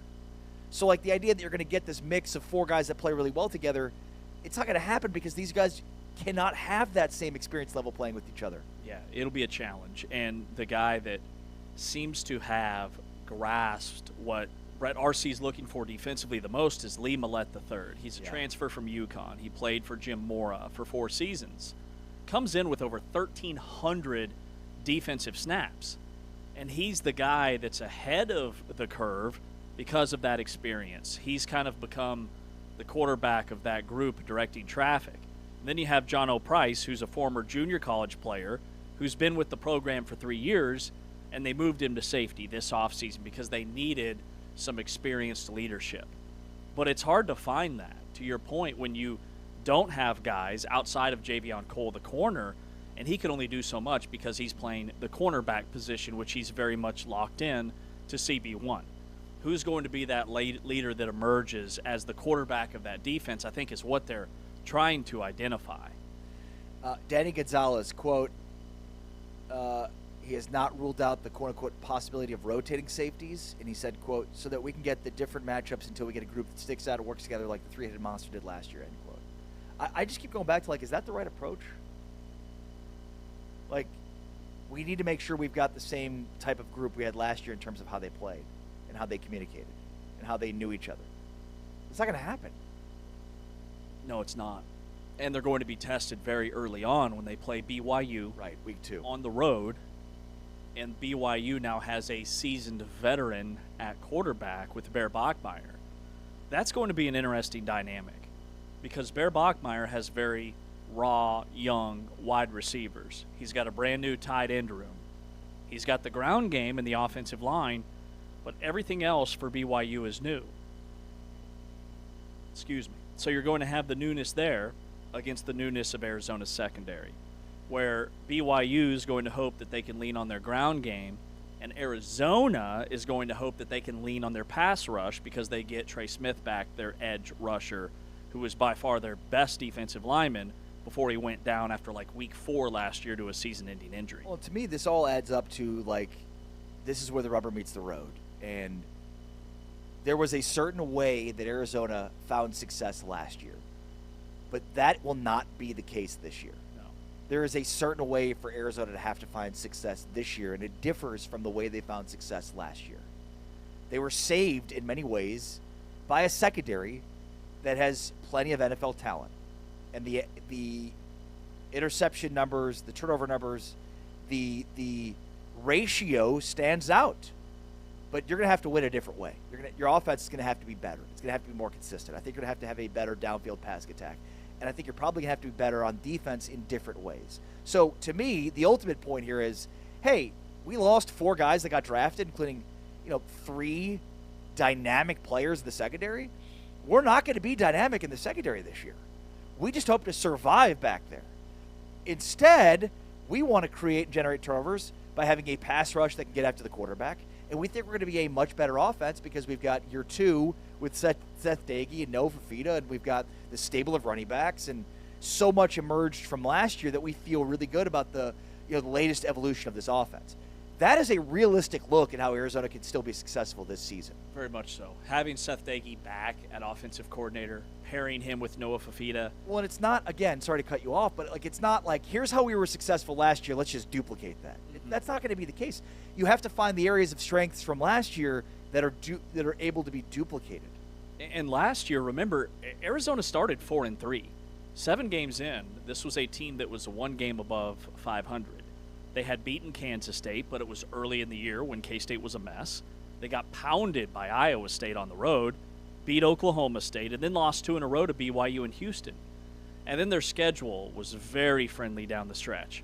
This year, it's the polar opposite. Their schedule is gnarly. Remember the Big 12 scheduling matrix. Everybody flips their schedule in league play on its head. So if you had an easy schedule last year, like Arizona, you have a very challenging schedule this year. I think offensively there is potential for them to be super explosive. They've got speed, they've got height at receiver, they've got Ishmael Mahdi back, so they have 3 running backs, their top 3 rushers from last year, plus this transfer from Marshall, who they brought in basically as an insurance policy, and you have the preseason all-league Big 12 quarterback. That is a recipe where you should be scoring 40, 45 points per game, like we saw last year from Texas Tech and Utah.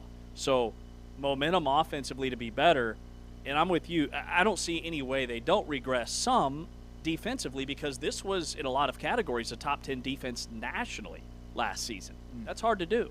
That's James Wesley. I'm Ari Tebkin. All right, college football, according to Pro Football Focus, top 10 running back units heading into the 2026 season. This one shows Texas Tech with the top spot. No surprise, or is it? I think it is nationally. I mean, Big 12, yes, but number one, we don't see a lot of Big 12 schools, position groups highlighted as the absolute best in the country. That's what they say about Texas Tech.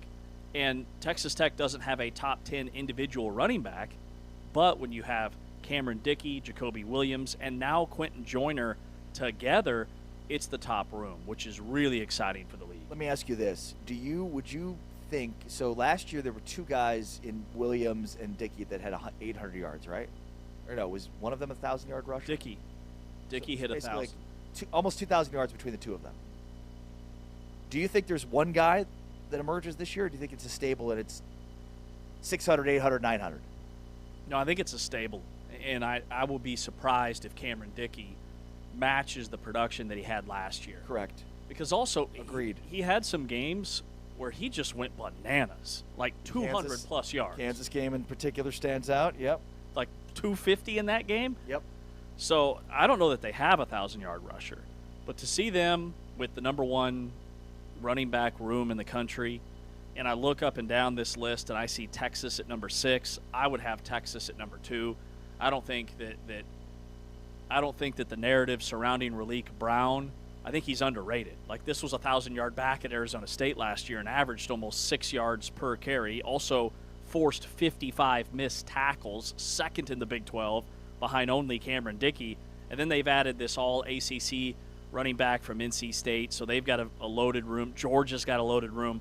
But to see Texas Tech number 1, like, to me that magnifies just how dynamic your Big 12 preseason player of the year, Quentin Joyner, is. Yeah, and I think based on what we talked about today, that maybe it's less of a stable and more of a Quentin Joyner show this year. Joyner has not played since 24, but he, again, was one of the top recruits in the portal at the running back position when he joined Texas Tech and chose Texas Tech over Ohio State. That says a lot. And so Joyner, I think, is going to be in position here with a group to start, but I think over the course of the season, he earns more and more carries and he becomes the feature back. Are there any other Big 12 teams that should be on this list? Because there are 0 other Big 12 teams in the top 10 here. But I could think of Utah. TCU, to me, is a bit of a sleeper in this category, especially from a schematic standpoint.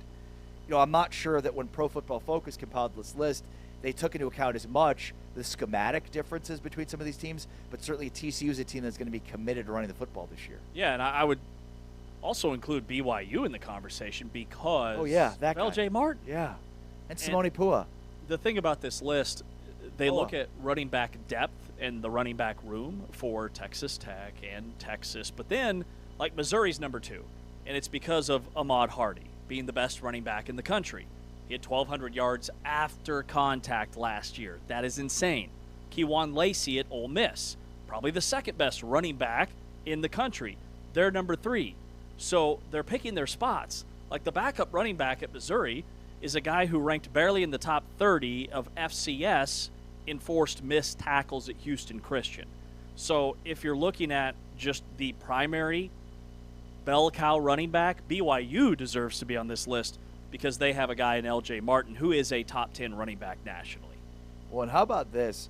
For the former West Virginia wide receiver Cam Vaughn, in the last 2 hours, Pete Nako's reporting that Cam Vaughn has been dismissed from the program. Vaughn transferred from West Virginia to Miami, and Adam Lichtenstein reported it 2 hours ago.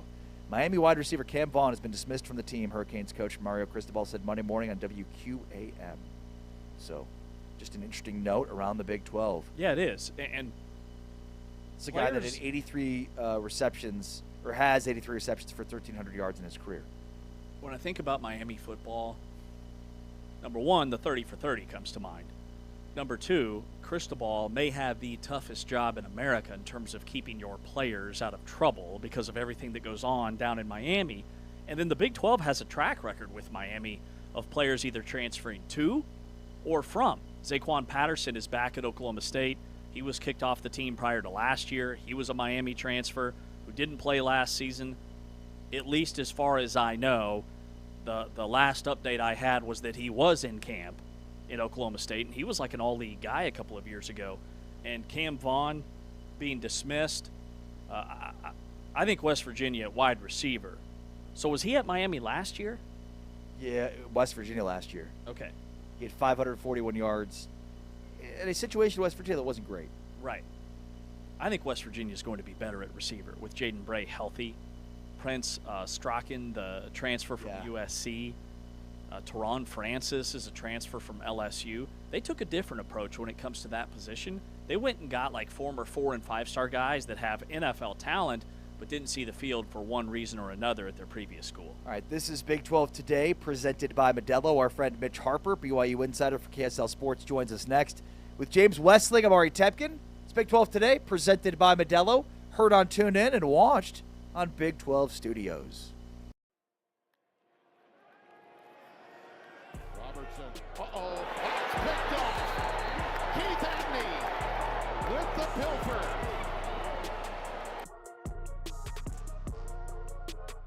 West Virginia down 2 scores. They get a reprieve. Jacob Barrick fumbles. And able to get it back. So on back-to-back plays as Keith Abney jars this one loose. From the 24. Blitz coming. Pennington steps up. And he goes down. Keith Abney the second. The corner blitz for the Sun Devils. So far, ASU has not surrendered a gain of more than 10 yards. Here's one that can happen in a hurry. Knocked out. A fumble recovered by Miles Rouser. Timeouts left for Rich Rodriguez. This is a must-have. 4th down and 4. And ASU takes it away. Keith Abney calls game.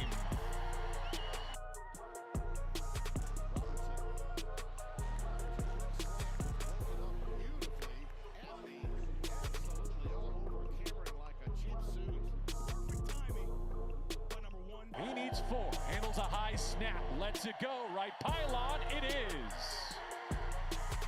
Incomplete. Chris Don the target and a matchup of ones. Keith Abney wins this round.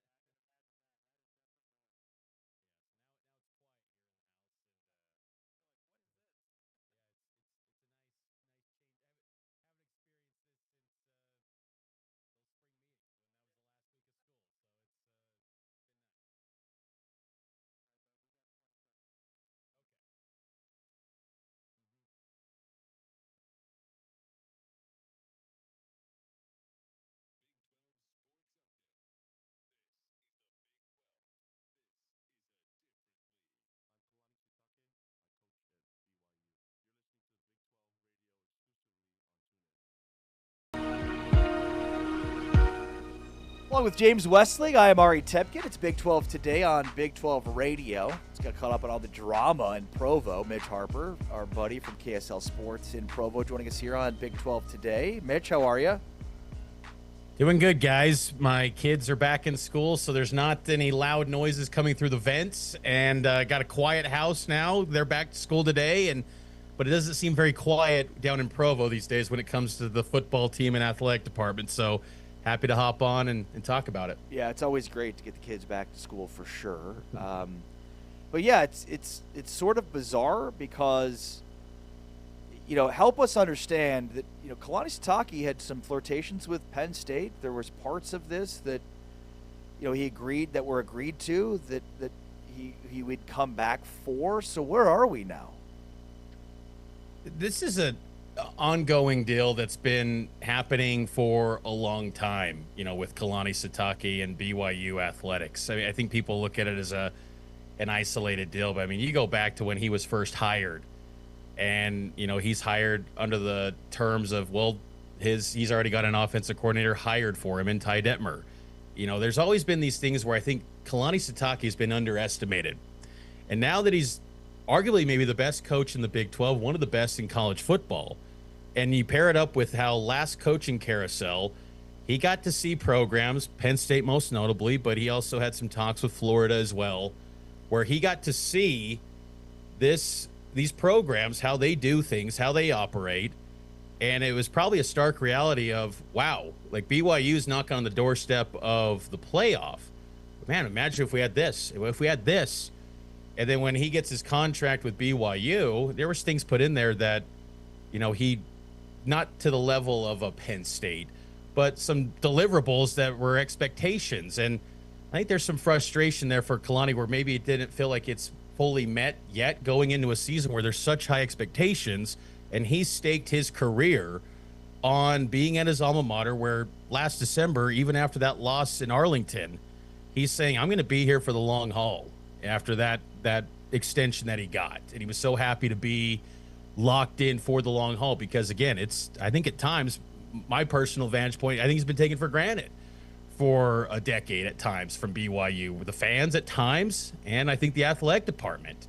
And now it's, again, with him, his stature in the sport growing so much, and how he sees BYU with the potential to be a powerhouse, he wants to chase that. And he's not just doing this because the feel-goods of alma mater. No, he wants to win, too. He wants to win at the highest level because he knows this sport, opinions can change in a hurry.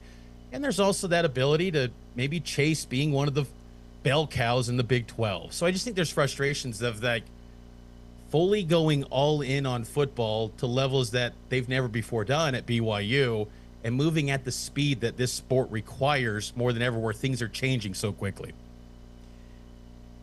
So when it comes to Kalani and this season, does this have potential to be a distraction in any way, shape, or form? No question, because now you start to ask yourself if Kalani's unhappy throughout the year. And then does this get revisited again in December where he's looking around? And because he could have had more money at Penn State, but he comes back to BYU, a little bit less money, but commitments that were given to him or told to him that they were going to happen. And, and that's why he signed that long-term deal with BYU to be here. And BYU's got a new athletic director in Brian Santiago, and Santiago, even before he was hired, there were people that were detractors of him, to the point where on his opening, introductory press conference, he's fielding questions about what do you have to say to the people who were very vocal that they did not want you to be the AD. And he's someone that's got a deeper connections to basketball rather than football, not as well versed like Tom Homo was very tied to football. And Homo had his faults too, but he was a football guy, former football coach, connected with Lavelle Edwards like Kalani. And so I thought it was noteworthy too when Kalani Sitake was asked about his relationship with Brian Santiago, how he didn't really say anything to squash and clear the air like, hey, we're good, everyone. It was just, I get along with everyone. Just take care of my football team. Basically, I looked at that like If you can't get along with me, that's on you, and better take care of my football team. And that's how I looked at that commentary from Kalani Sitake. So, yeah, I think it could be a distraction, though, because I think that, when you get to coaching carousel season and big boards, I got to think now Kalani might be linked to those jobs. Whereas, a couple months ago, I said, not a chance. That's not happening at all. Kalani is locked in, but this has evolved to where it feels like this might be a situation again that BYU's dealing with. So I think it's a definite possibility to be a distraction. Mitch, this seems like an easy fix here, though. I don't know. I'm a reasonable person. If I were promised things and they were in writing, then it's, and now I see all this drama surrounding me. Oh, and by the way, if I'm Brian Santiago, they've brought in this Mark Hill, right? Like, what seems obvious what the fix is here, Mitch. It does. And I think that, honestly, if, Kalani Sitake is the most important person to BYU athletics. I mean, that's just what it is. I mean, Kalani Sitake, he is Mr. BYU. He's like, if BYU ever lost that guy if he's coaching another program, that is a colossal failure by BYU, to where you then head's got to roll, and that you got to clear out the whole operation if you're losing this guy. Yeah. Because he is BYU, and when you have such a small coaching pool to work with already at BYU, if you lose him, someone that feels perfect, and look, he's got his moments in game, and he hasn't won a championship yet. Like, there's things that Kalani still got to achieve in this sport. It's not like he's a perfect coach, but he feels perfect for BYU.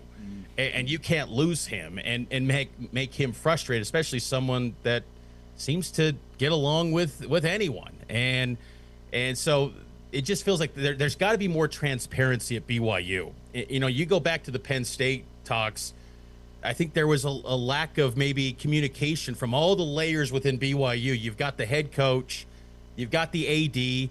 What's unique to BYU is between the school president and the AD, you've got an individual that's the advancement vice president. That's Keith Vorkink. He's done a pretty good job, but he's kind of the guy that oversees the whole deal. And then you've got the school president, and then you've got the board of trustees, which is the church. And that's the Church of Jesus Christ of Latter-day Saints Apostles.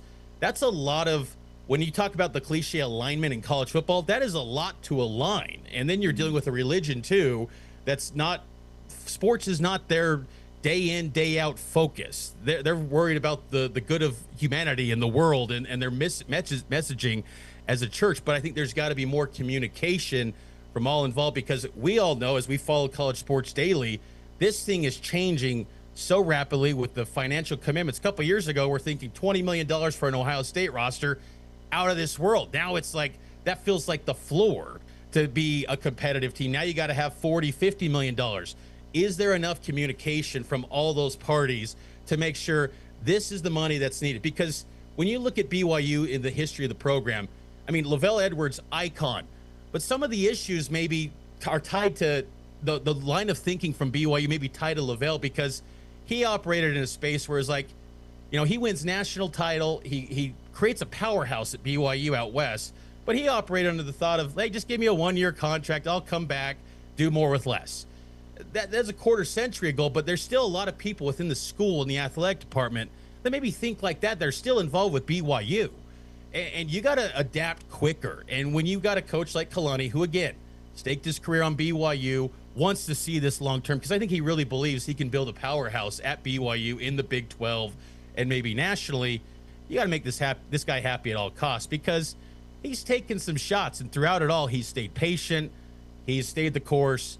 You got to do right by this guy. And if you lost Kalani, you're losing these players. You're losing these coaches. I mean, it would be, what Iowa State experienced this past coaching carousel, that's what BYU experienced if you lose Kalani. And you don't want to go through that. You can always get a coach, but Kalani just seems like the perfect coach for BYU, and you don't want to ruin perfect. Yeah, especially when it feels like BYU right now is so close to banging down that door and being a college football playoff team and a national championship contender. So, Mitch, let me ask you this. When it comes to, like, all the ratios that we've seen, BYU is spending, it's like 2.8, whatever the exact number is, times what basketball gets for every dollar.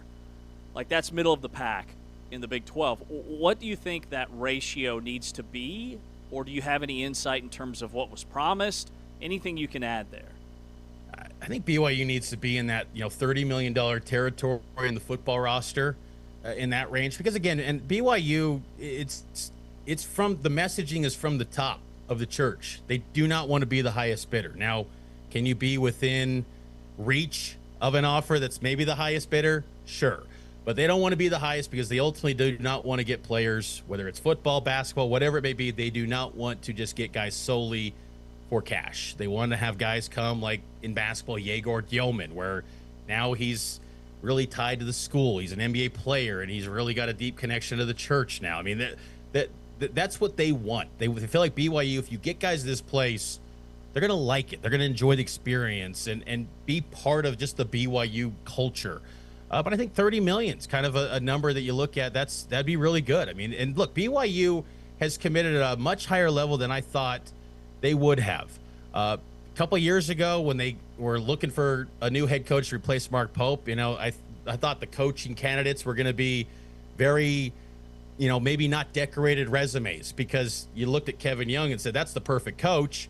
But he's an NBA guy. They're not going to spend the money for that. And then they go get him. I mean, they've shown an ability, and they've leveled it up with football too. But to your point, James, I mean, they're right there on the doorstep of the playoff. And when you've got a program like Texas Tech, who's spending at a high level, but I think even more so, like Texas Tech's also, what people don't give credit to them is that they got a great culture too. BYU's got the culture.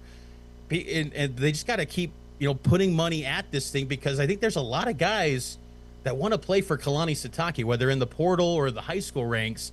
They want to play for that guy. But, once you start tying up that money, and it can go quick, you're going to lose out on some guys that you could have maybe got in the portal that fill the gaps to make this thing really kick it into overdrive to get into that playoff. So I'd look at 30 million as kind of like a, estimate of where they need to be from a football roster spend.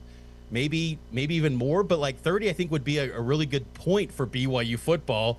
And I think in the Big 12, that would put them, I think, above a lot of the peers in this conference, and put them in a position, especially if we get to a 2014 playoff, where that could be a good number for this program going forward and maybe be an annual contender to reach the playoff. It's interesting too, Mitch, that they've done this without spending at the top of the conference. That's kind of a remarkable story here. It is, and BYU's been a program. Again, they've always done more with less, and it's like Kalani is determined to really kind of rethink the way that sports are viewed at BYU. Like the fact that they retained Kalani was remarkable, because it could have been easy for BYU to say, you know what, we're not going to spend that money, and we'll just bring on Jay Hill. He'll take less money. He'll be the head coach, and the machine will keep going.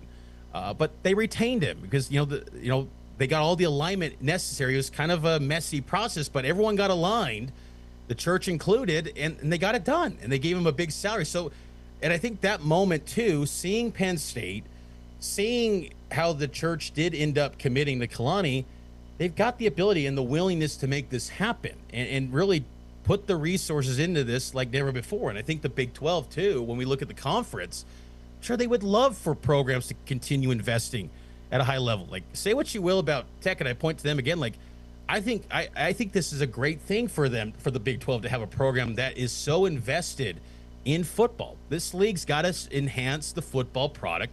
Basketball's great, but this thing's got to be elevated in football. And I think BYU can be a key piece to this annually. I mean, over the last 50 years, they're top 10 in wins. This is not a flash in the pan program. They've just never had access to the highest levels of anything in this sport since joining the Big 12. And I think that gave them a jolt of like, let's go for this more than ever. But it's still, when you realize how it stacks up to some of their Big 12 peers, and then nationally, the ones that are the annual playoff contenders, that's where there's still a gap. And I think BYU has the ability with this coach and this coaching staff who want to stay. They've shown an ability to retain. This is not a transactional program. They've shown that they can actually have the old school way of getting guys to be program players. This is one of the smallest portal classes really in college football among probably AP top 25 teams when we see that poll come out today. BYU, not many portal guys. It's a program, high school development retention program. And I think that's enough to reason to say, let's invest more than ever into this program, because this is a coach, when they get them, they keep them. This is not a transactional deal here. So I just think there's a lot to like, and I think Kalani's just trying to make that clear. Like, they're knocking on the door of something special. Let's go all in on this thing. Mitch, in terms of what you've actually seen in camp, what stands out?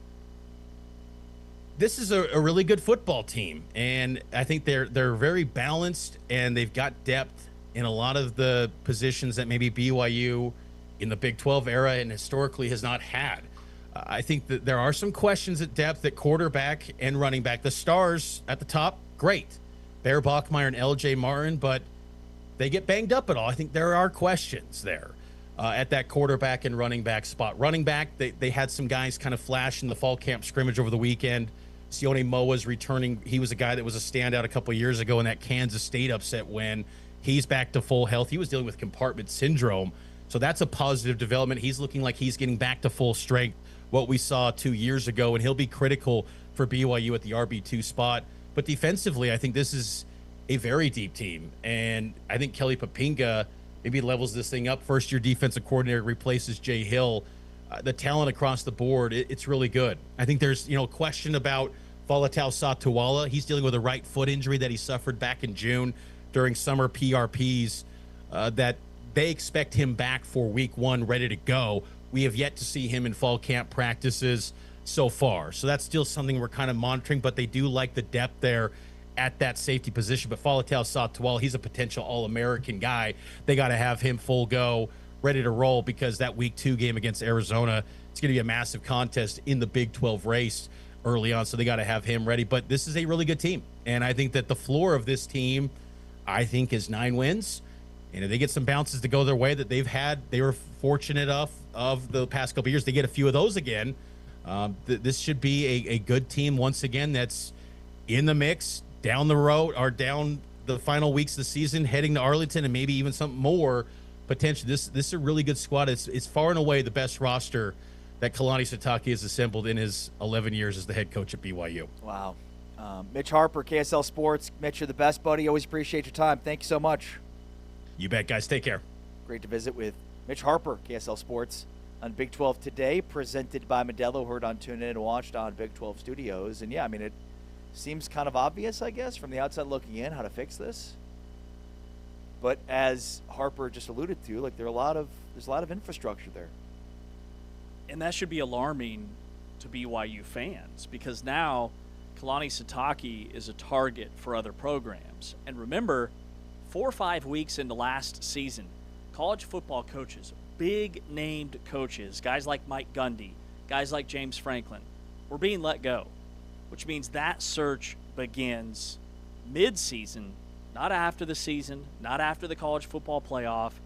These programs will identify the coaches that they want to go after.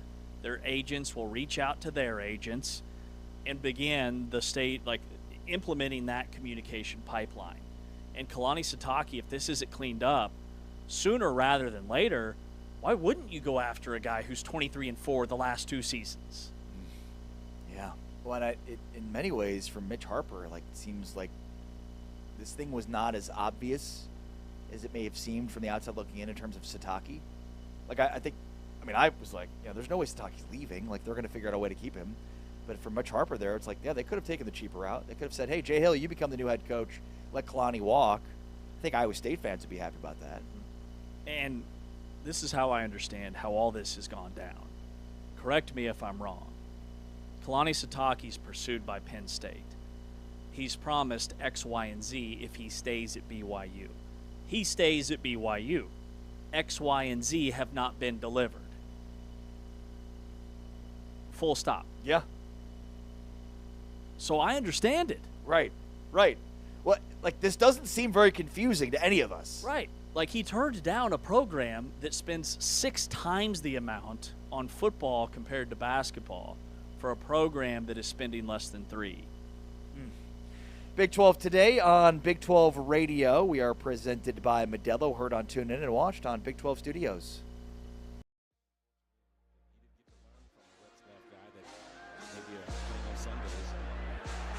He seems to be doing okay right now. As Bear Bachmeier's pass is complete for a first down to Carson Ryan.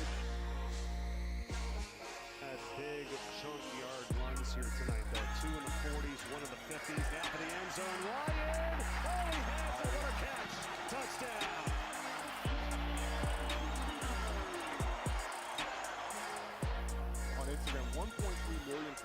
It's a phenomenal museum with books from the last 600 years. Well, the book on this offense is that it has a lot of potential. Ryan making the catch for the first down. Take Retzloff from the program. Bachmeyer began to start. Bear will throw another open man. Carson Ryan strolling in for the touchdown. Ryan's second of the season.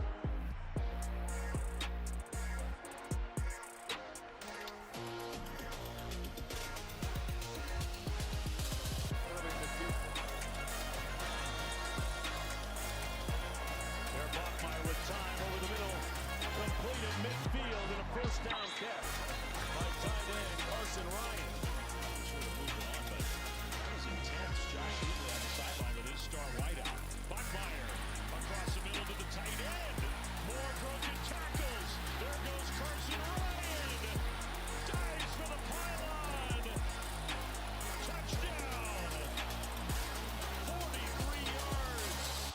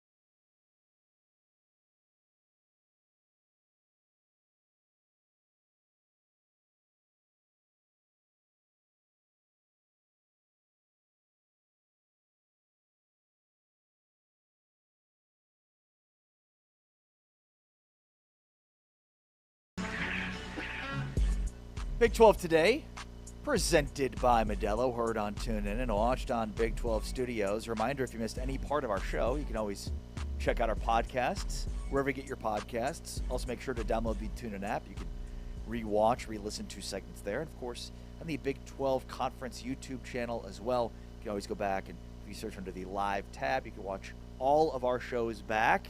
And make sure to check out our friends at Rally House. See all the cool stuff behind us? You've got the West Virginia football that's sort of out of whack right now, maybe rolled back, but you've got the Texas Tech Big 12 Conference Championship football, the Baylor Bear. You've You've got a Jayhawk. You've got a pretty cool bobblehead with Willie the Wildcat. Check out all this merch and more from our friends at Rally House. Visit rallyhouse.com to get your team merch today. Look at that. How's your weekend? Did you have a good weekend? Yeah, it was pretty chill. I was nearly assaulted. But outside of that, everything was fine. You? Me. Mr. Anti-Confrontation. I didn't choose this life. This life chose me. Is it because of Sorry. your punchable face? Is that what happened? I think that's probably it.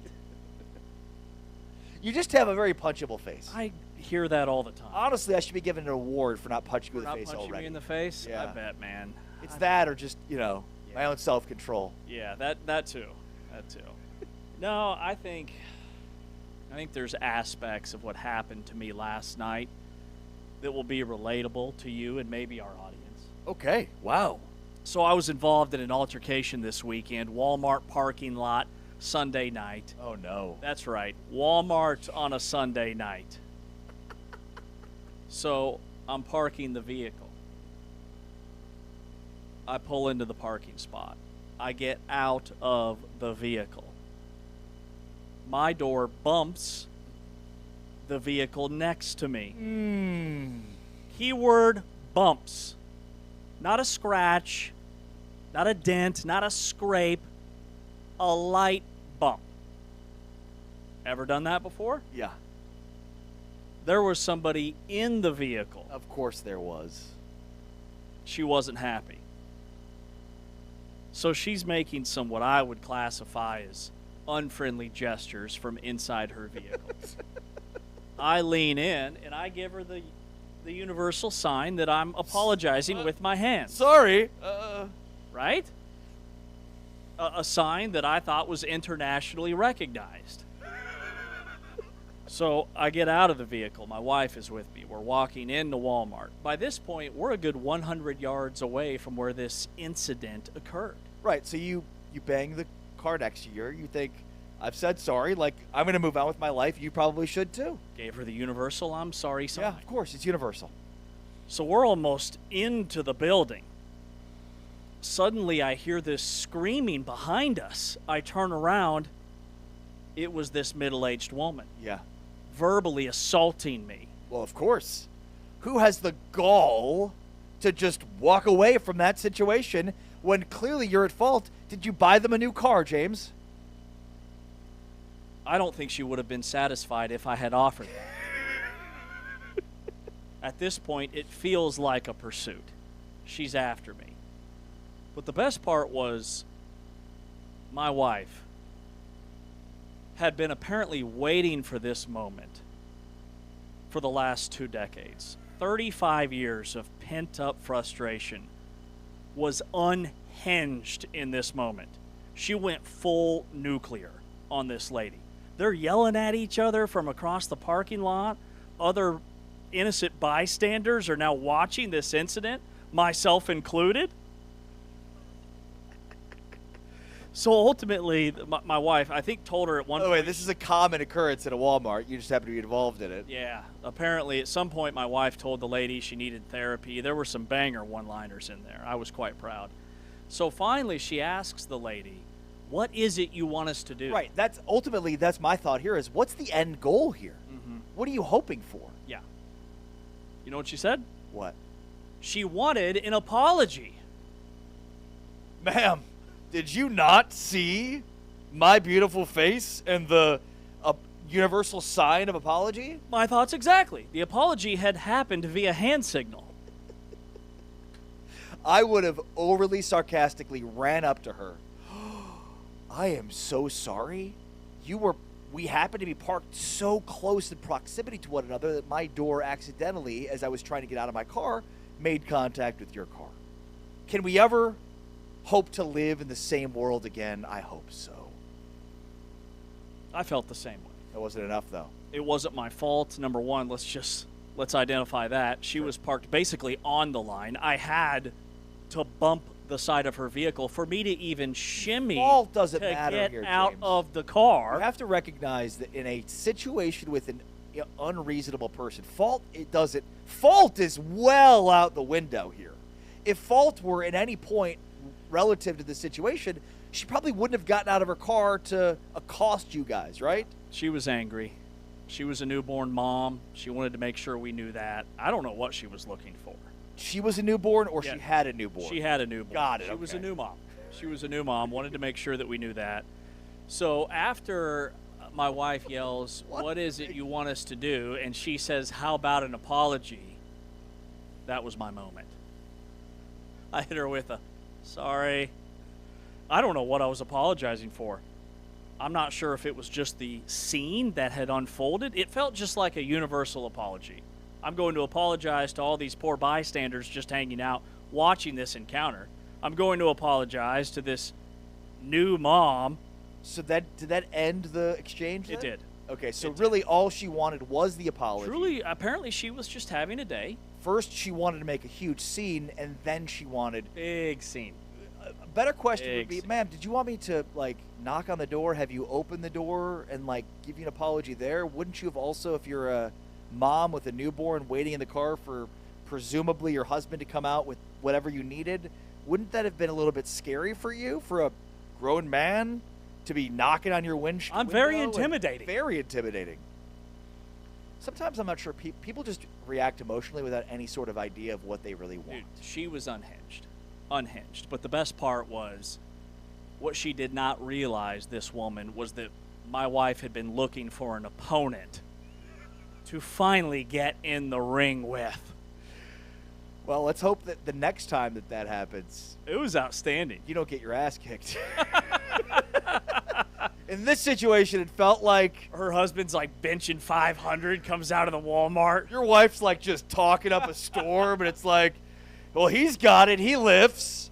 And you're like, I did find myself then very paranoid. The Walmart paranoia set in while yeah. we were shopping. Right. That's my first fear is what happens to my car while I'm gone. Every middle-aged woman inside Walmart became a suspect. I didn't know if she had followed us into the store, if she was going to be waiting for us by the vehicle when we walked in or walked out. Yeah, I would have probably reparked. Oh no, we were way past that. Yeah. We were already like headed into the Walmart. Well, I'm glad that everything else happened without incident, because I'm that in thing could have gone produce. very off the rails. Looking over The my thing is, it's like you can never reason with people that have nothing to lose. In that situation, you've got everything to lose, and they've got pretty much nothing to lose. And I felt that was kind of, without going into great detail, the vibe that this woman was putting off. She did not have anything to lose. Well, when you get out of your car and start screaming at somebody across the Walmart parking lot, that gives off a vibe of I've got nothing to lose. Yeah. That's an I've got nothing to lose vibe, so watch me. So you guys ever been there? Walmart parking lot, attacked verbally? There's a solution too. The next time this happens, Don't go to go Walmart? to Target. Doesn't happen at Target. It happens at Walmart. But I have a similar story that happened to me. I was the aggressor though, by accident. I had just had shoulder surgery, and my wife was driving me to pick up my medicine, and there was this really old man, and he bumped my car door, and I just Exact same scenario? I just went off. So how much of it had to do with how you were feeling versus the action of him bumping your door? It was totally the feeling, because like a day or two later, my wife was telling me about it, and I had forgotten about it, but then when she was bringing it back up, I remembered it. I was like, oh my god, I was so rude to that guy. He probably thought I was a total jerk. So if the moral of the story here, I guess, B, is if somebody knocks your door, make sure it like made quite the mark before There- you say something. There was no mark to be found. Yeah. I bump doors all the time. I bump doors all the time. I check. I'm a door bumper. Don't park so close. Did I scratch up this person's car? The answer is no. No, I'm not leaving a note. Then I found myself checking reflections in refrigerator doors. Ari, when you go to your truck after the show, if there's a bump on the door, sorry. Ooh. Oh, it was him. It was T-Chains. Unreal. My It was brand new truck. T-Chains. Thanks, of course, to Anthony Smith, our producer with Big 12 Studios. Does a fantastic job each and every day. Thanks to David Turner for bumping my new truck. Thanks to James Westling. I'm Ari Tepkin. Big 12 Today is back tomorrow. But for now, we're out. Peace.